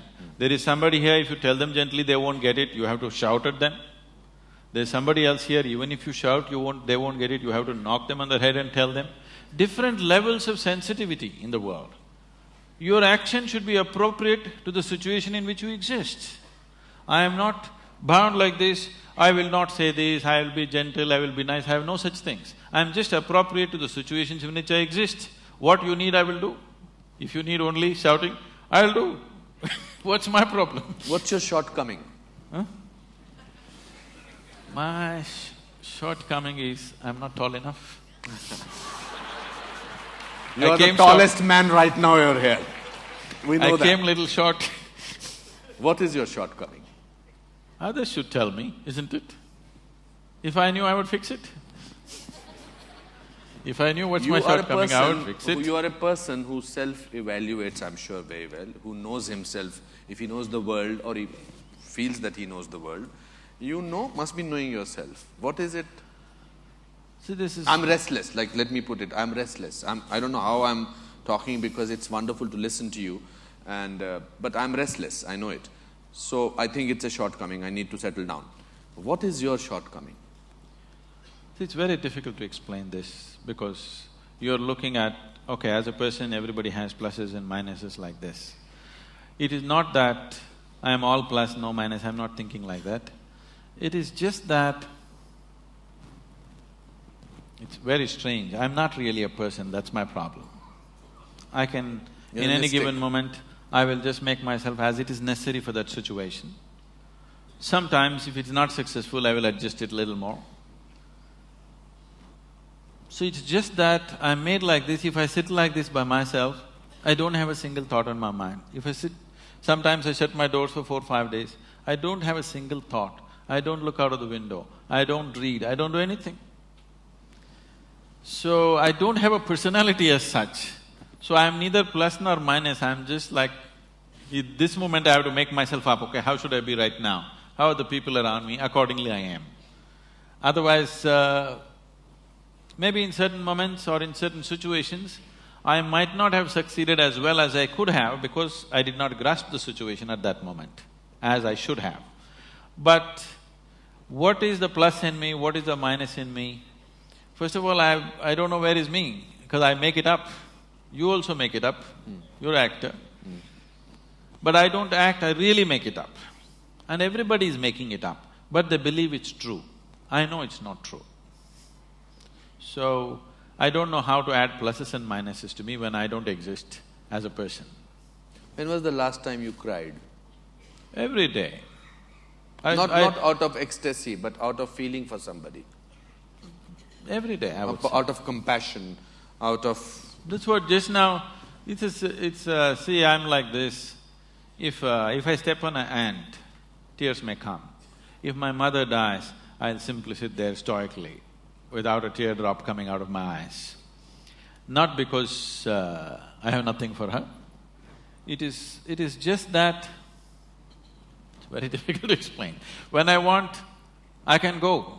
When I don't want, I just keep quiet. So right now, Pallavi was playing that movie. I just saw those kids. I know every one of them in the village. They've all grown up now. This is some 4-year-old shot. I was just there 2 days ago and these kids were all over me. So when I looked at them, naturally a teardrop comes to me. Then the photographers come, I just suck it back. Okay? So I'm saying everything that happens within me, I've 100% made it a conscious process. If I want right now, I can go into tears. If I want right now, I can laugh. If I want, I can just sit still here without doing anything. You can make a very good actor then. If you are so controlled with your emotions that you can… Right now I can see tears in your eyes. No, I mean, if we go into the close of Sadhguru, we know that. So you were while talking. So… What is… do you feel lonely? Lonely? I've never been lonely. Okay. Because the Creator has never left me alone for a moment. I suddenly felt a sense of loneliness in you, in this fraction of a second. The Creator has never left me alone for a moment. Who is the Creator? He's not left anybody alone for a moment. It's only because it's throbbing within you, you're alive, isn't it? Either you're conscious of it or not. You said just now that your Creator has never left you alone. Yes. So who is that Creator? What do you mean, who? There is creation. My first question was… There is creation, right? There is creation. Did you create it? No. No. So something obviously created it. The thing is, being human, you want to draw a human picture. Who is that? That's not the point. Here within you, it is in the human form. If there is a dog, it's in the dog form. If it's an ant, it's in the ant form. If it's a tree, it's in the tree form. But the source of creation is throbbing in everything. Because people are unconscious that such a huge thing is happening within them, there is a possibility of them feeling lonely. When you're alone, if you feel lonely, obviously you're in bad company, isn't it?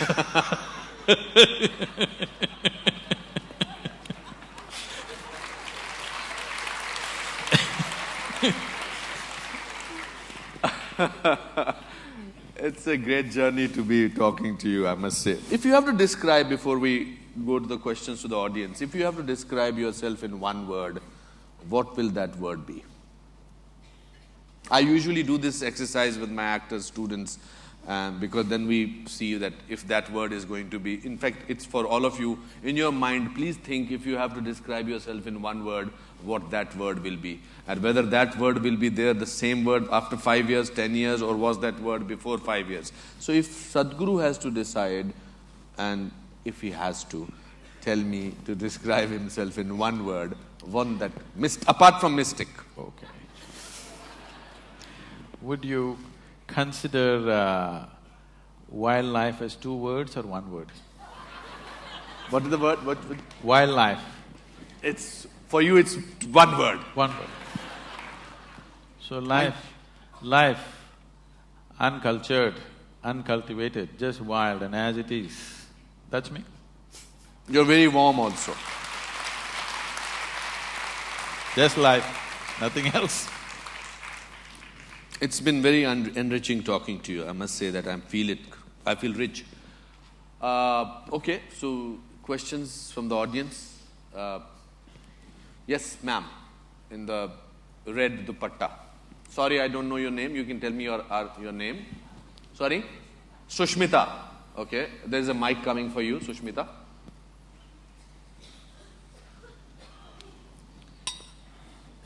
Firstly, I'm overwhelmed to see both of you.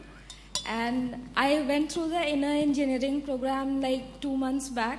I'm very thankful to Sadhguru for it.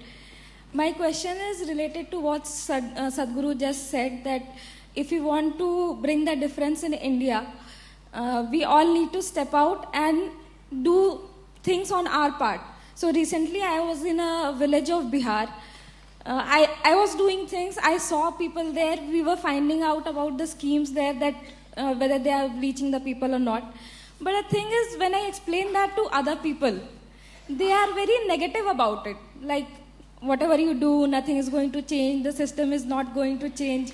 How do you change that kind of attitude? That question is to you. I am only the question. I think if I have to answer that question, since he allowed me to do that, I think you have to carry on.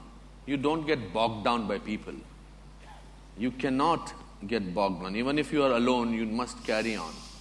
There's an incident that I went through when I used to work for Dilkush Special School for mentally challenged children. Sister Dolores, who was a Spanish nun, I told her that I want to teach here, but don't tell anybody because they will think that I'm doing it for publicity. So she said, then don't do it. I was a little surprised. She said, out of 100 people, if 4 people believe you, for us those 4 people are very important. So I just want to do that. That's what I… See, not possible is a normal vein everywhere. Not possible, not possible. What is possible and not possible is not your business, that's nature's business. Your life is about doing what you really care for. Whether it's possible or not possible, why the hell are you concerned about it? That is nature's business. Nature will decide what is possible and not possible. Your business is just to work for what matters to you. If you don't do what you care for, if you do not create what matters to you, why are you living your life? What is the point of existing here if you're not doing what really matters to you? If you're doing some other rubbish which is safe, what is the point? Your life is worth it only if you're creating something that you care for, isn't it? If you're not creating what you care for, it's a wasted life before you live it. See, when we moved into the ashram in Coimbatore about 18 years ago, next to us is a rainforest. It's very rich and fantastic, but this particular hill right behind our ashram all the big trees were taken down in this one hill alone because there was an illegal furniture industry right opposite to where we are, and we had to buy that out and dismantle it. They had removed all trees in this except the smaller ones. So in summer times it'll get brown and it radiates heat, and ashram temperatures would be at least 3 degrees to 4 degrees sometimes warmer than Coimbatore city. So I told our people, I think we should plant this mountain up. They said, Sadhguru, mountain planting? You made us do all kinds of crazy things, but planting up a mountain. Then I came with a simple formula. I said, you are not going to take plants and plant it, we will just do it this way. I created a contraption with which they poke. The main thing is why people have done it before and it doesn't work. Why it doesn't work is, they have set mindsets. They're not looking at… See, because you're not passionate enough, so you don't look hard enough. You plant a seed in the forest, animals walk on it, it gets plastered, black cotton soil, no seed will ever sprout because it gets hard. So we just poked with a conical metal thing, put 2 seeds, and I said, put sand, not soil. So put sand. About 21 days, a little over 3,000 volunteers. All we provided was midday meal on the mountain. They sang songs and like picnic we walked around. Today you come and see, all the trees in this mountain are about 15 years old and it remains green through the summer. Our temperatures are at least 3 degrees lower than Coimbatore city. And based on this, when some UN agencies came and they predicted, in 1998, they came and made a prediction, by 2025, 60% of Tamil Nadu will be a desert. I don't like any kind of predictions, because predictions are made by people who are incapable of a plan in their life, you know. Absolutely, yeah. You're not taking human aspiration into consideration, you're just taking cold statistic and trying to decide the future of the world. So I said, let me see it for myself, and I traveled around. I just drove across Tamil Nadu in a week's time. And I saw that the prediction was wrong, because in my estimate it would happen much sooner than 2025. Then I thought what to do, because Tamil Nadu is one region on the planet which has an agricultural history of 12,000 years of farming on the same land.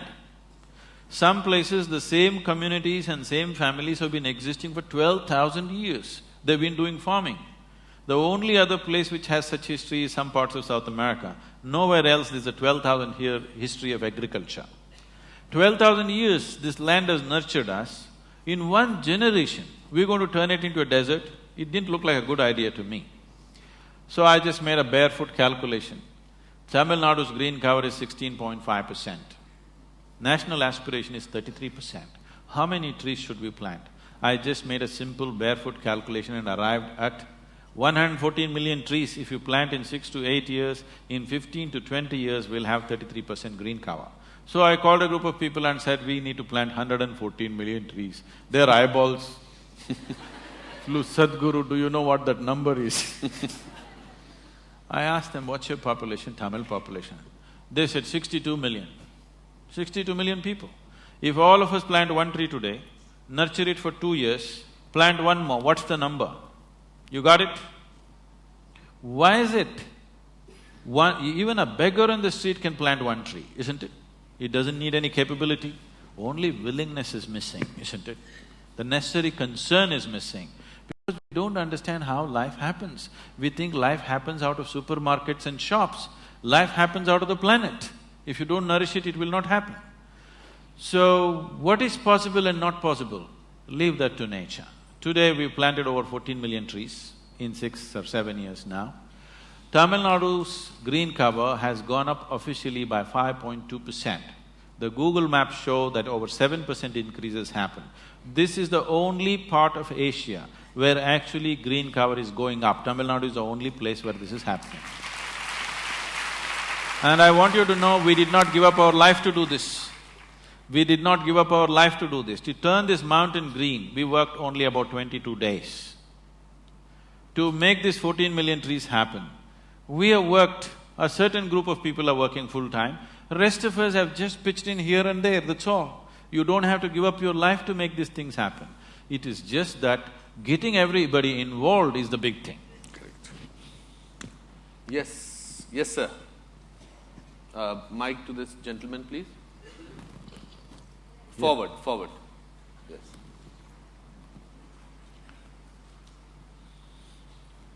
Namaskar, Sadhguru. So my name is Kamal, I'm a 42-year-old professional. I work in a… Little closer to the microphone. I work in a complex technical environment, so just so there's some perspective. So here's my take on it so far. It's a really big rock of millions of rocks that are floating around out there. It's not… Can you keep the mic closer to your face, please? That's right. There's one big rock that we're on. It's one of millions of them floating out there. There's 6 billion of us like ants living on it. We recently turned clever, about 5,000 years for us, and we did… Sorry, I'm really not getting it. You must hold the microphone like… Okay, I'm sorry. It's quite safe, you must… Okay. Okay, we'll start again. Yes. So there's 6 billion people living on this world. We recently turned clever, maybe about 5,000 years ago for us and Western civilization, maybe 2,000–3,000 years, and they think they're very clever. There's no mass consciousness on the planet. There's no combined or individual instinct for self-preservation of the environment. We have limited resources. The planetary system is completely out of balance due to our influence. We have faulty governance. The only form of governance that I think I like so far is benevolent dictatorship, which you run in the ashram, and I think that's the only thing that works so far. There are separations of every kind, country, religion, race, color, creed, status. What's your question? Where's the hope? Where's the hope? What's it going to take to change this mess? Please sit. I mean, all these statistics are there, that's exactly what he was saying. You're looking at all the horrible things. You're not looking at all the beautiful things. The earth is still spinning on time. Sun is coming up every day in the morning. flowers are blossoming, the earth is still rich.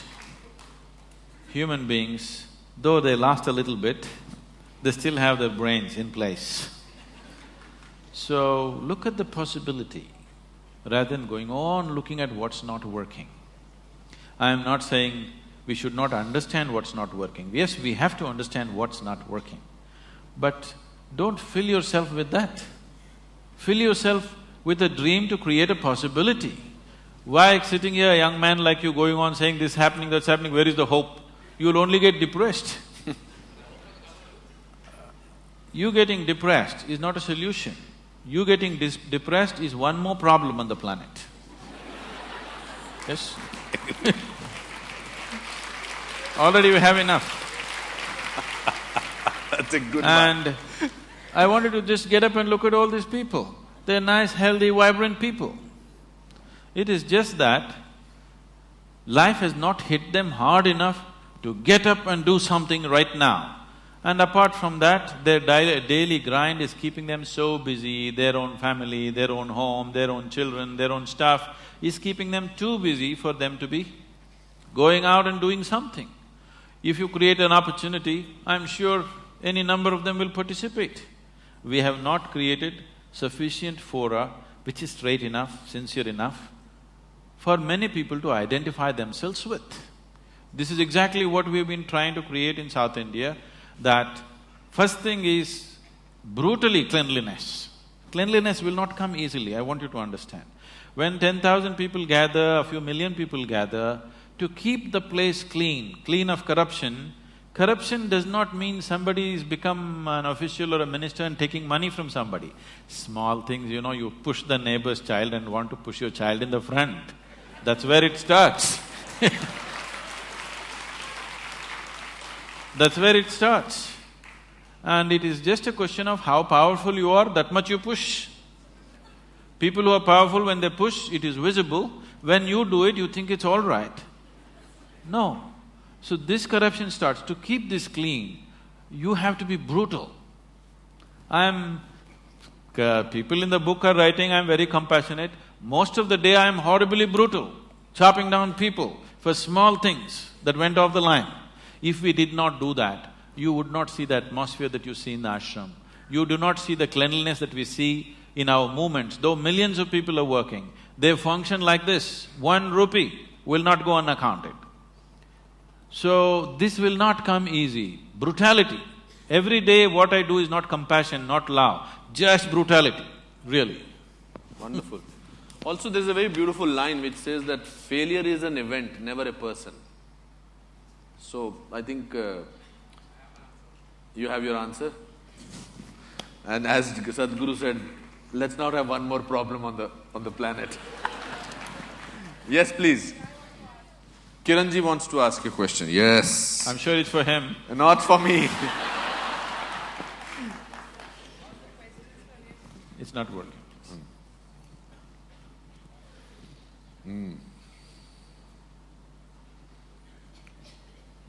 All the questions for Anupam still remain unanswered, even though I've asked them very often. So I won't attempt it again. But I want to say that I'm very privileged to finally see you in person, and have been wanting to do so for many years, but somehow it has never been able to… it hasn't happened. Your book, Mystics Musings, which I read many years ago when I lost my brother, my younger brother, and it was a great tragedy in the family and something that I was finding very difficult to cope with. It gave me great amount of courage and made me feel much better. I don't know why it did. Maybe some works of philosophy take you into a realm where you're supposed, where it just makes you feel better that you're just a part of a greater design and nothing to feel so sorrowful about. Also, it talked a lot about spirits. It talked a lot about life being a continuous process. So there are about 100 questions I want to ask you, but there's one thing I've been very curious about after reading the book. In that you write about when you and your wife, everybody was constructing the Dhyanalingam, and you talk about how her grasp of life slipped from her it became the thread of life or the grasp of life, something to that effect, became very fragile when she could not hold on to it and she passed away. What exactly did you mean by that?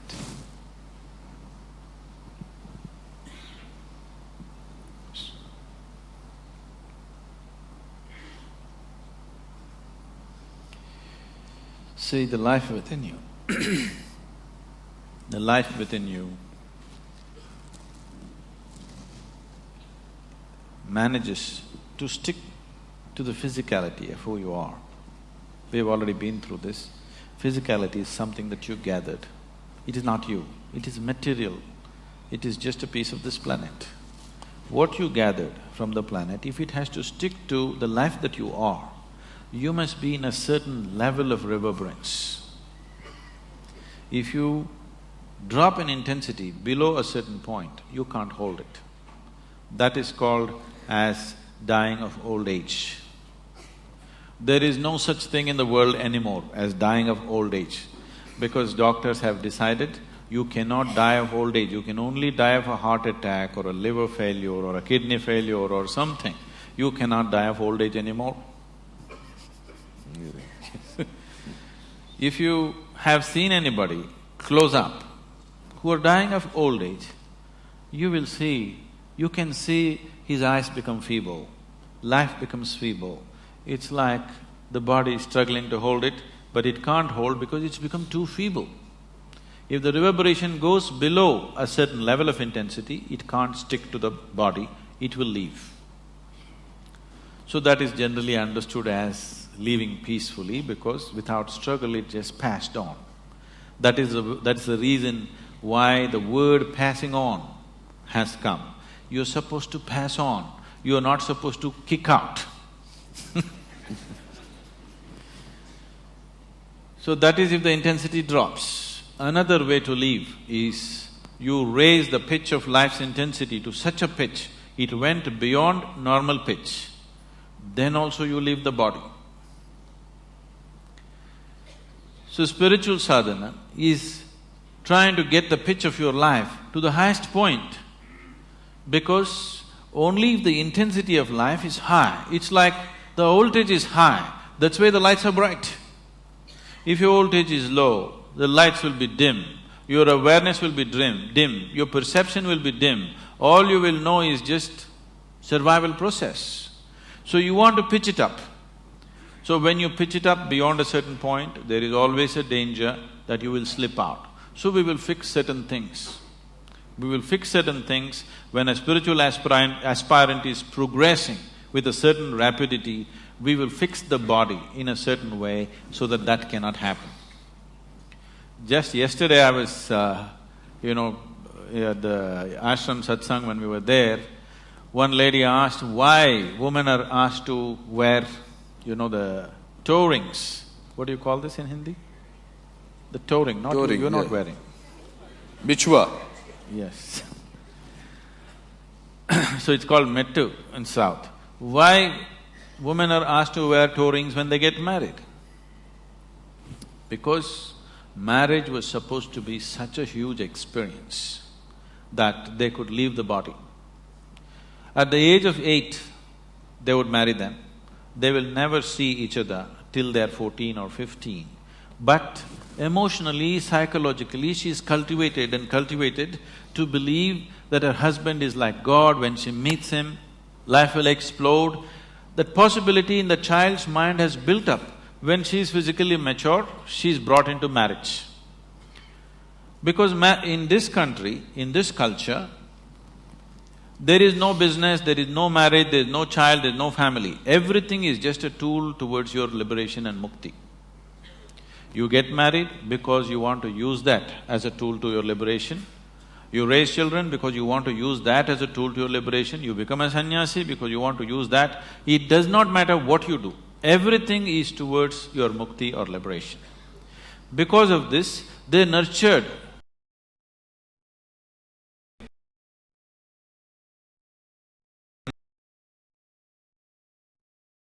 need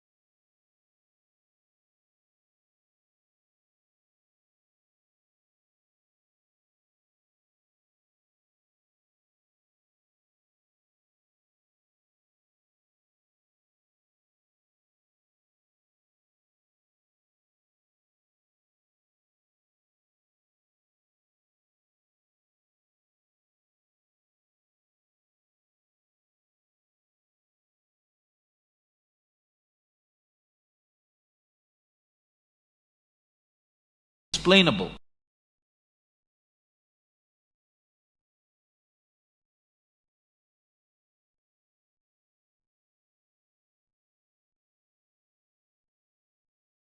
Matter, you marry and you feel an ecstatic sense within you simply because of the union within yourself, not because of what somebody else is doing. So now in a marriage, what somebody else is doing or what your husband or wife is doing doesn't matter, just the way you are is an explosive experience. This is how a lot of women lived in the past, because the process was very scientific and it was done properly. So they put this metal on the toes and also on the ring finger always, because if there is metal on certain strategic places in your body, you will not accidentally leave your body. So when you do spiritual sadhana, when we notice somebody is becoming very intense, first thing is, I will gift them a simple copper ring, which they must wear and they cannot remove without you also. They must wear and they cannot remove without permission, because if this simple metal is on the ring finger, when they get into certain states of exuberance, by accident they will not slip out of the body. So she got into such exuberant states. Naturally, certain little bit of jewelry things were there. These things were never discussed till that point. There are many things I refuse to discuss because devices will work well only when people do not know how it works. So we just put it on people, we never explain. But when this situation happened, I had to explain what happened. She sat there on a full moon day evening with everybody. There were people around, and after 5 minutes, it is in the shrine, she got up and went. My eyes are closed, I knew she got up. I got little irritated, because nobody ever gets up once they sit down. Till we say it is time, nobody ever gets up. And of all the people, my wife getting up and going, little irritation in me. Why is she getting up of all the people? Then I ignored it and I sat down. After 5 minutes, she came and sat down. In another 7-8 minutes, she just went like that. When I looked, she was gone, with a big smile on her face. Then I looked, she has removed her nose ring, she's removed her bangles, she removed her toe rings. See, she did not know intellectually, but at that moment she felt this is what is stopping her. And she pulled out all those things, kept next to the wash basin and came back. And she sat down within 7-8 minutes. But this is not something that happened accidentally. She announced this almost 9 months ahead of time. She had prepared my girl, who was only 7 years at that time, that she's going to leave in this month, but it happened 1 month early for various reasons, so that's a different aspect. But this is not new in this country. Any number of yogis just sit down, announce to everybody and leave their body. This whole process started 1 year before that. 1 year before that, there was a yogi called Nirmalananda in the Biligiri Rangana Betta in Karnataka. Anybody been there? BR Hills, you been there? Oh, it's a fabulous place. So, he lived there. For 14 years he lived in silence, just in the 4-acre ashram, he never stepped out of it. I met him in a strange way. I used to trek in those mountains. So, I go alone and trek for a week, 10 days when I run out of food and there's no way I can procure anything. I live out of the forest, but when I'm done, I come out and ride off. I park my motorcycle somewhere, I trekked for almost 5-6 days. From it is rainy season, head to toe I'm in slush, okay? I'm really drenched with mud and everything. Then I came out and I was extremely hungry, I had not eaten for 2 days. I was very, very hungry. So there's no hotels, nothing there. So I had heard about this ashram. Me and spirituality were impossible at those times, that never occurred to me, I was just, in a different mode altogether. So I went to this ashram, there were about 15 steps to climb. I wouldn't get off my motorcycle at all those days, I just rode up the steps and went and parked my motorcycle, leaning it onto the wall next to his door. And he came and he looked at me and he grinned. Then I said, I'm hungry. But he was not talking, so he said, come inside. and he made me sit down. He had a little, baking thing, he baked some bread for me. All he had was this bread and honey. So he gave me bread and honey, I ate up 2 loaves of bread for making up for 2 days. Then after that, we developed a silent relationship. Whenever I went there, I would take a bunch of bananas or something and he would give me a can of honey. This transaction went on. Many years later, after things happened to me in a big way, everything about my life changed. After about 10 years, I went to see him. He didn't recognize me because, And I asked, "Don't you recognize me?" And I smiled. He said, He said, "Oh, you are the guy on the motorcycle."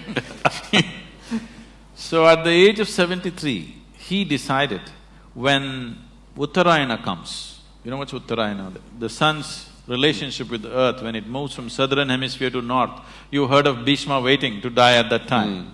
So he said, when Uttarayana comes, I want to leave my body. I went there with my wife and daughter, and then he cried and he said, "I have built a samadhi, I'm doing all this, but I am afraid that I may not be able to do it."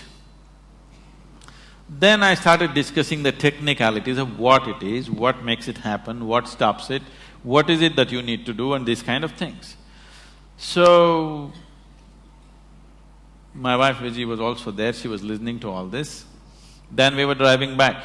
By then I had graduated to 4 wheels, and we were driving back. Then she was silently crying. I said, "What happened?" She said, "I also want to live like him." I said, "When are you going to go?" I was trying to make a joke out of it. She said, "No, this is what I want to do." I said, "Why? What's wrong with your life?" She said, "No, everything is right with my life. My outside is good, my inside is feeling wonderful. I want to live when I'm like this, not when something is wrong with me." Then, as a husband, as a father of the girl, I'm trying to discourage her. But as a guru, definitely I want somebody to go as far as they can go. So from that day she asked for what to do. I gave her some simple sadhana, never believing that she will go to that pitch and intensity, because she was not somebody who was steeped in spiritual sadhana.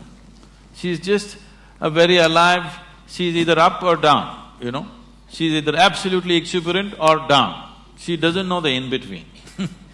She's not somebody whom you would consider a yogi or established in sadhana, nothing like that. She's a very exuberant person, and that's all it takes. That you're alive, that's all it takes. It's not that you know this or that, you're just 100% alive. That's the only qualification you need. And she started working towards it, she announced it 9 months ahead, we tried to sabotage it in so many ways to slow it down, but it went the way it went. Yes, please. We'll take 2 more questions and then I think… Yes, ma'am.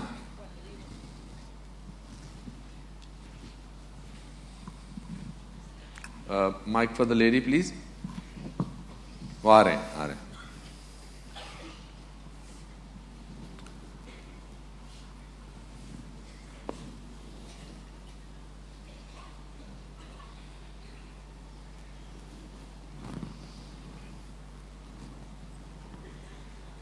First course of Isha Yoga. I'm having difficulty in cutting the cord. Please help me with that. She's having difficulty in cutting the cord. With my attachment to my family, to my children, I get very easily disturbed by what happens within my close circle. Please help me with that. Oh, I never said you must cut the cord. I'm just telling you, unfortunately, your motherly cord is too limited right now. Just expand it a little bit. Just make it connect to every piece of life on this planet, rather than just to a handful. Beautiful. Why do you want to cut your cord? Where is the reason to cut your cord?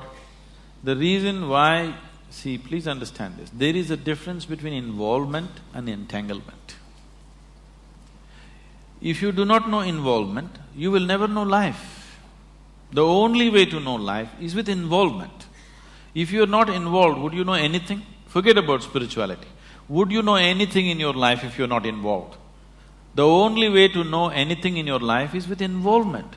What is lacking in people is lack of involvement. So, when involvement becomes discriminatory, it becomes entanglement. Let your involvement become indiscriminate. The earth that you walk upon, the food that you eat, the water that you drink, the air that you breathe, and the very space in which you exist. See if you can absolutely involve yourself with everything. Because the life that you are involved. If you are not involved with the air that you breathe, you would be dead, isn't it? You are anyway involved. You just have to become conscious that this is the only way life happens. You have to see that you're consciously involved. Right now you're unconsciously involved. If you're unconsciously involved, it looks like one big burden. If you're consciously involved, it will become blissful. Is your life right now, do you know scientifically today we can prove every subatomic particle in your body is right now in communication with the whole cosmos. Such a big phenomena, you're trying to ignore, that is your crime. You bearing your children, being married, that is not your crime. Your crime is you're trying to ignore such a big phenomena, which is the basis of your life and creation. Because you ignore that, you suffer. Not because you're involved with your family, you suffer. Because you're trying to ignore something so big. Right now your life is like this. Is it true that today sun came up on time for the season? Yes? Planet is spinning on time, flowers blossomed, everything in these many galaxies is happening absolutely perfectly well. But you have one nasty thought crawling through your head and it's a bad day. You don't have a perspective of who you are. You think too much of yourself. If you… see, right now your whole experience of life is limited to the physical form that you are. As a physical form, what are you in this cosmos, tell me?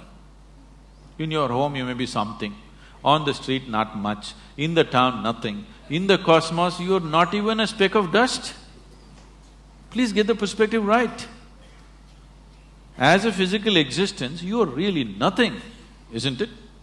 If you understand this, you would know, you would look at everything with absolute wonder and involvement. Then, one little thought, one little emotion that is flowing through your mind wouldn't be important because it's not even a concern. It is something that you are creating, isn't it? What's happening in your mind is your making. Yes or no? Can I tell you a bad joke? Please. Yes. Honest. Can we have the last question now? Okay. Sadhguru? A joke. Okay. I'm so sorry. हो सके तो मुझे माफ कर देना. A lady went to sleep. A lady? A lady went to sleep. In her sleep, she had a dream. In her dream, she saw a hunk of a man standing there, staring at her. He started coming closer and closer and closer and closer. He came so close, she could even feel his breath, and she trembled, not in fear.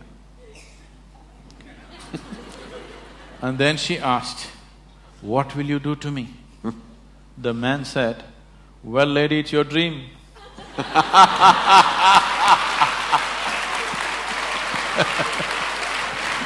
So, what is happening in your head is your bloody dream, isn't it? Now your problem is not that life is not happening the way you want it, even your bloody dream is not happening the way you want it. This is your problem. At least let the dreams happen the way you want it. The world doesn't happen the way you want it, that's different. If your dream happened the way you want it, you would be still joyful, isn't it? I hope you got your answer, ma'am. Yes, hello? Up there, yes, I think… Oh, yes, ma'am. In the other world, yes. Yes. Okay. Yes, please speak up, it's okay. Yes, we'll try and… Your basic question is, what is awareness? That you are up there.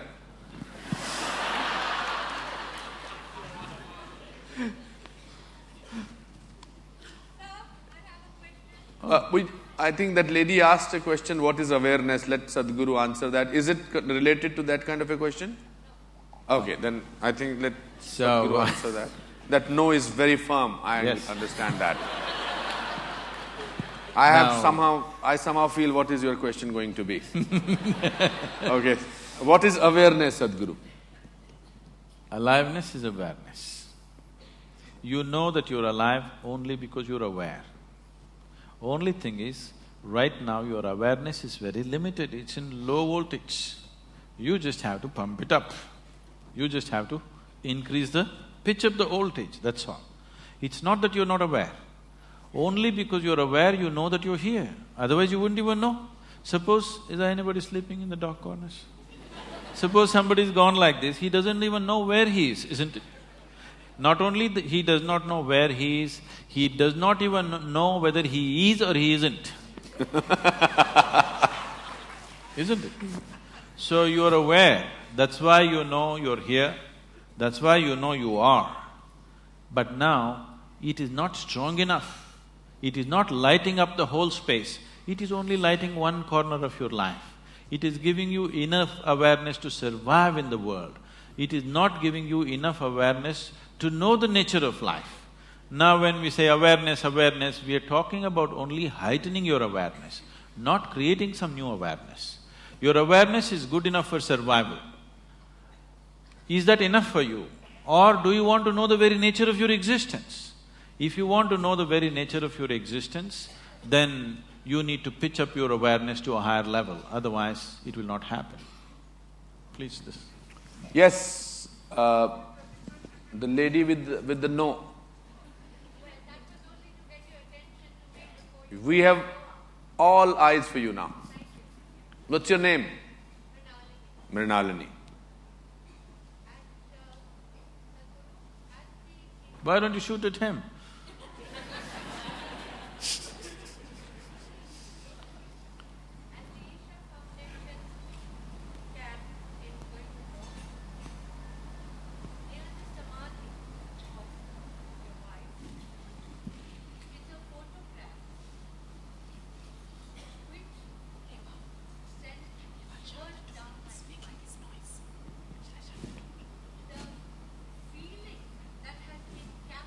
There's a photograph near the samadhi of your wife which sent shivers,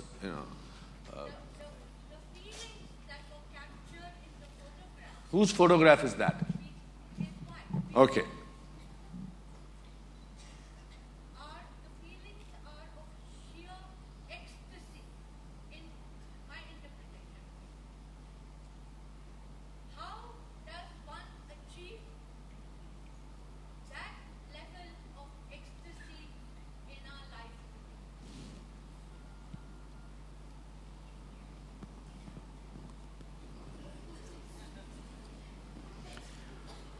Oh.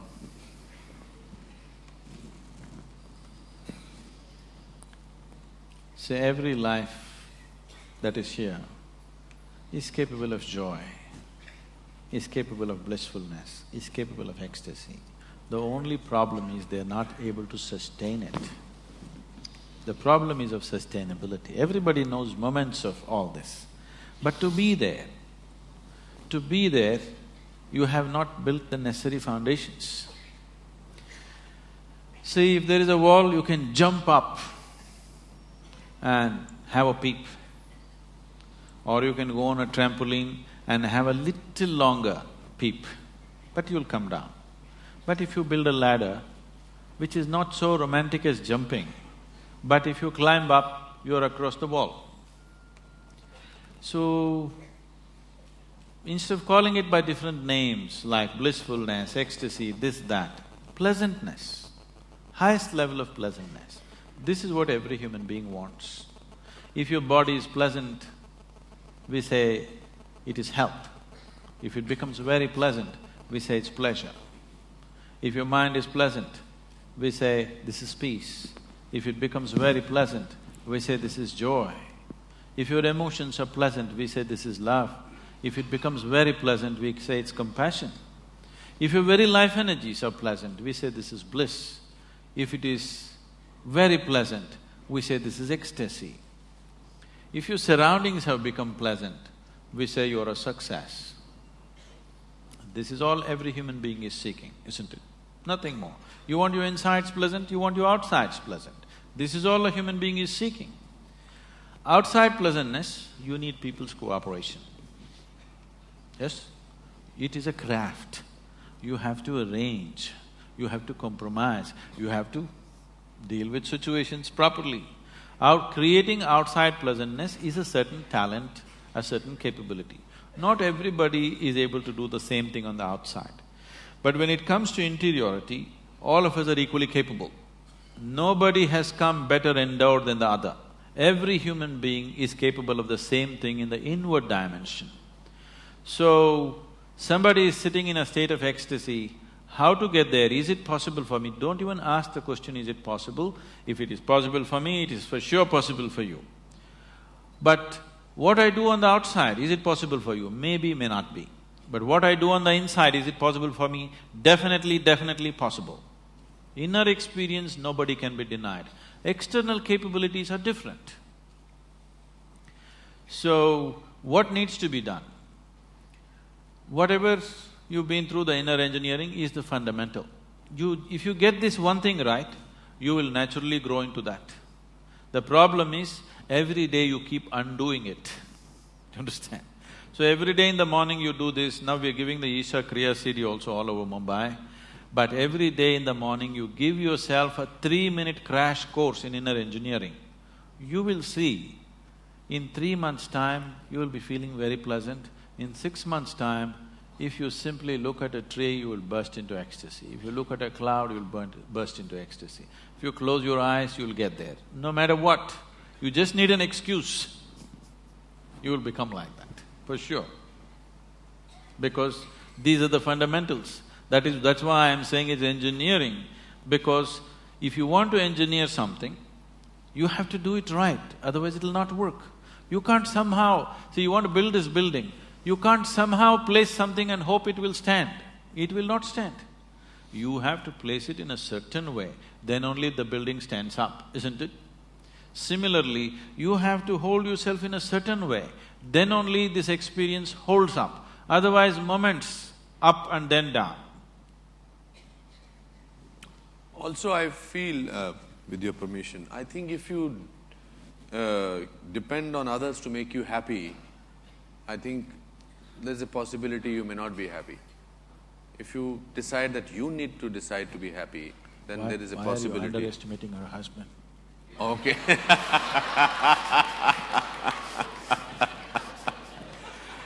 I think it's… we have to stop, Sadhguru, or shall we… Just 5 minutes more. 5 minutes, okay. There's a time given to me, that's why.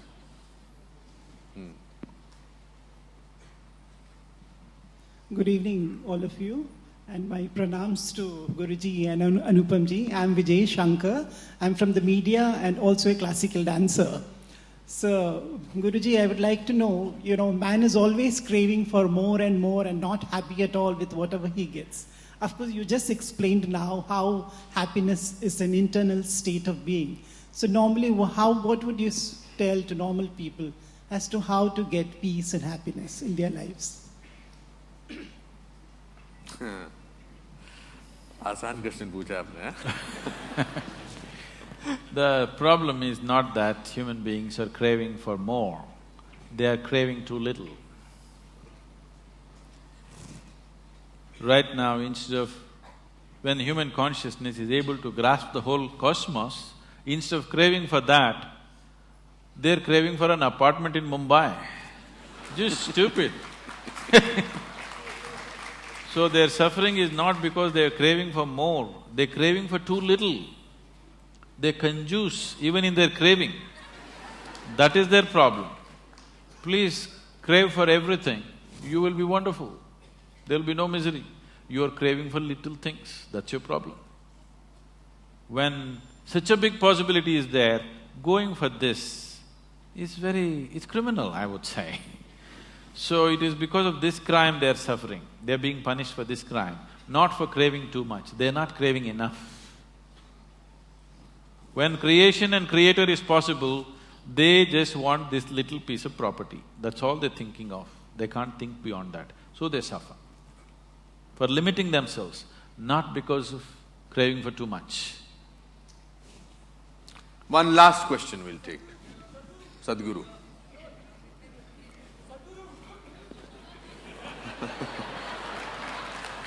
That's a burning question. Okay.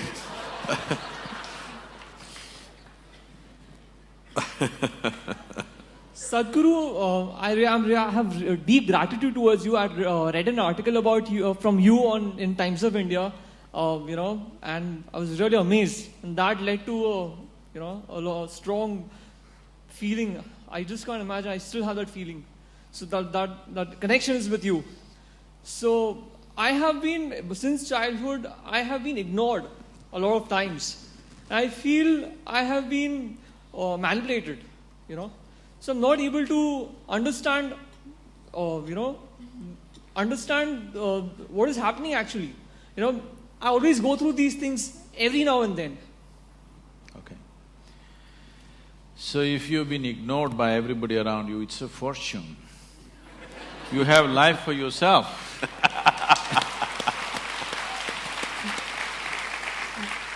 Most children are suffering the attention of the parents. If they're ignored, they would be just happy doing their own thing. So, you just sit there and listen to me. Can I do a chant? Yes, please.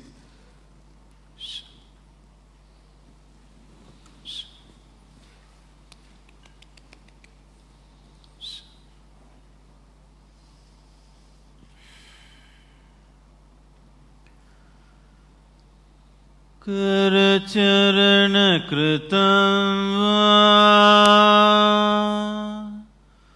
कायजं कर्मजं वा श्रवणनयनजं वा मानसं वा पराधम् विहितम् अविहितम् वा सर्वमेतच्छमस्व जय जय करुणाब्धे जय जय करुणाब्धे Am Shri Mahadev Shambho. Now, immediately the question is, what is the prayer? It's not a prayer. You need to understand, there are no prayers in this culture. There are only invocations. Prayers are a recent happening. Prayer means you're trying to talk to somebody. Invocation means you're trying to bring out what is the greatest thing within you. Now, what this chant, to put it in a simplest form, is everything. The earth that I walk upon, the air that I breathe, the water that I drink, the food that I eat, the very space in which we exist, the hand… The only thing that you can do is to be absolutely involved with this, but still not distort the hand of the creation. You do not distort the hand. What you do is an aberration to what the Creator intends. The intelligence behind creation, what it is intending, to be in tune with that, not to do some rubbish of your own thing. So, this is a journey from being a piece of creation to being the creator. Every human being is capable of this. It's my wish and my blessing. This should become the reality in your life. Thank you very much for being here. Thank you. It was… words fail me to say that it was a lifetime experience. Thank you, Pallavi, for writing this book and making this evening possible. Thank you, Sadhguru. Thank you, Isha Foundation. And thanks a lot for everything. Thank you so much. Thank you, Anupam ji, on behalf of all of us for engaging Sadhguru in this very rich and insightful conversation. For those of you who are only more thirsty after having heard him, we have a very rare opportunity coming along. Sadhguru will be conducting a 2.5-day inner engineering program himself in Mumbai in the third week of December. The dates are Friday the 16th to Sunday the 18th. The registrations are still open, so if you wish to enroll your names, here is an opportunity for you to do that. We also have some of Isha publications displayed outside, both books and DVDs in Hindi and English. You may want to take a look at them as well. And thank you for joining us this evening.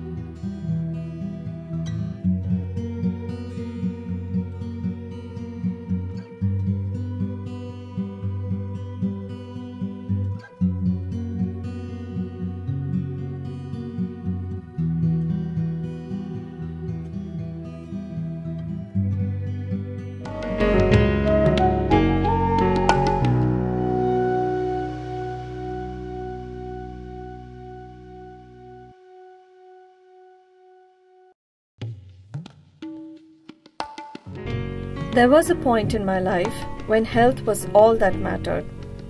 And it was the only reason why I entered an Isha yoga class 4 years ago. But even before the class could end, I knew I was onto something much more profound than the concerns of my health. Doing a program with Sadhguru made me connect with life in a way that I had never connected with life before. More importantly, I had never met someone with such intensity. And as I discovered him, I realized he was the only person on whose life I would be interested to write.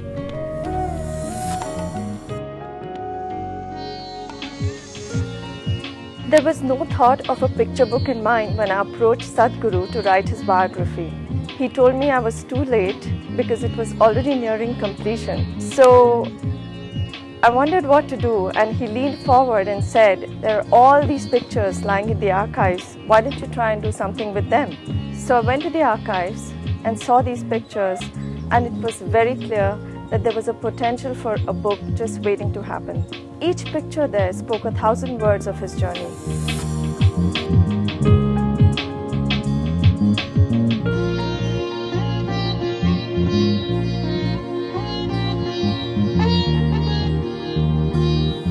And all I had to do was somehow find a way to weave them together in such a manner that the essence of this life could be brought forward in form of a book. What emerged was the most incredible expanse of life. There were pictures that reflected him in his organic form, raw, earthy, and there were pictures that reflected a sense of friendliness, compassion.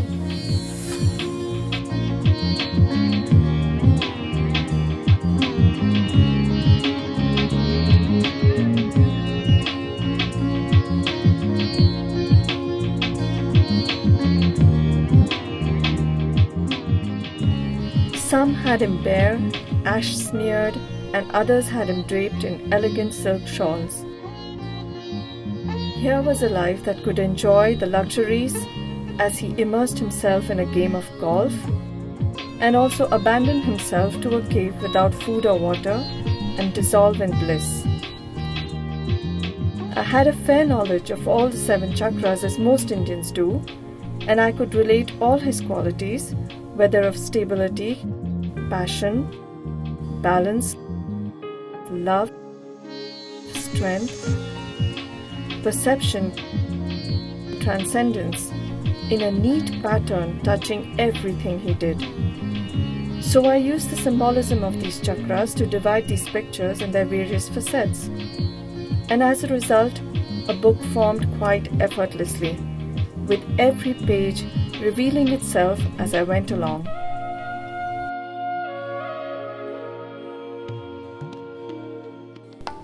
This book is far from an authentic study of the chakras. It is in fact a testimonial of a life that shows what is possible with this birth. All aspirations have their root in a possibility, and Sadhguru, in his turn, very easily offers his life to become a possibility in ours.